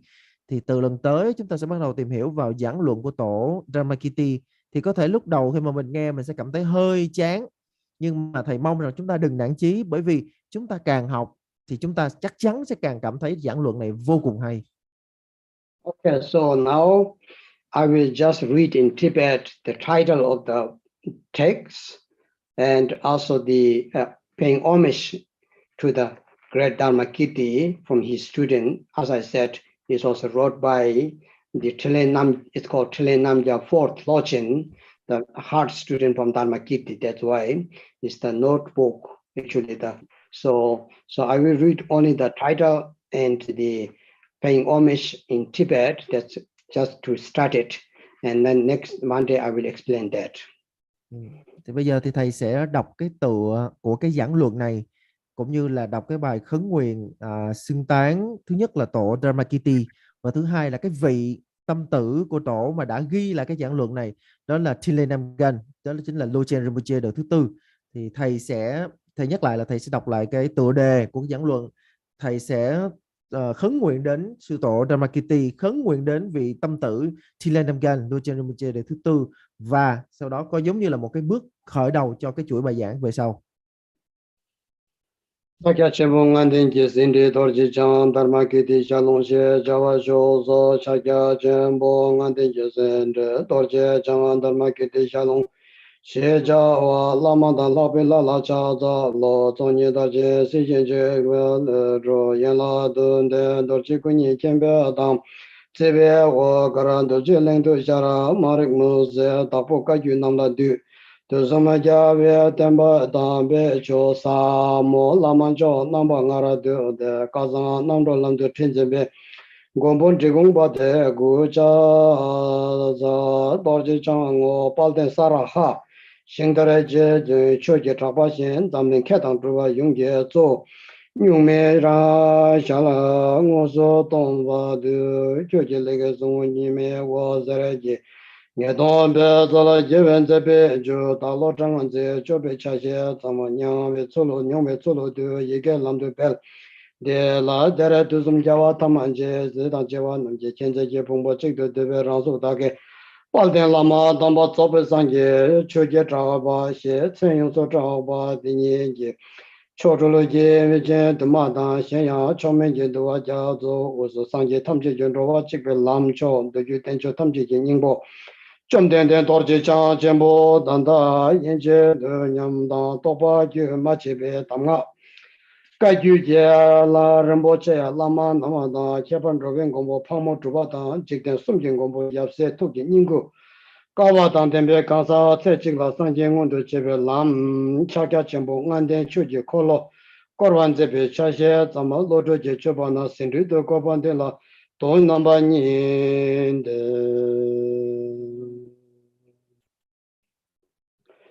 Chang Zhou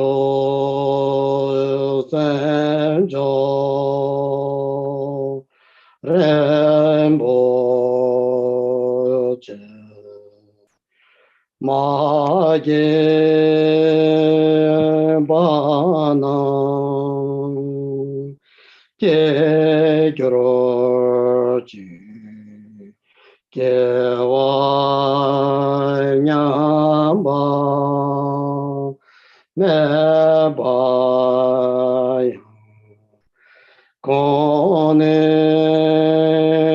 Gong De He Wa Ra Shou. So thank you very much. That was the today our teaching. Thank you, Lama Las. Interesting. I have. Yes. Okay. Thank you so much, everybody.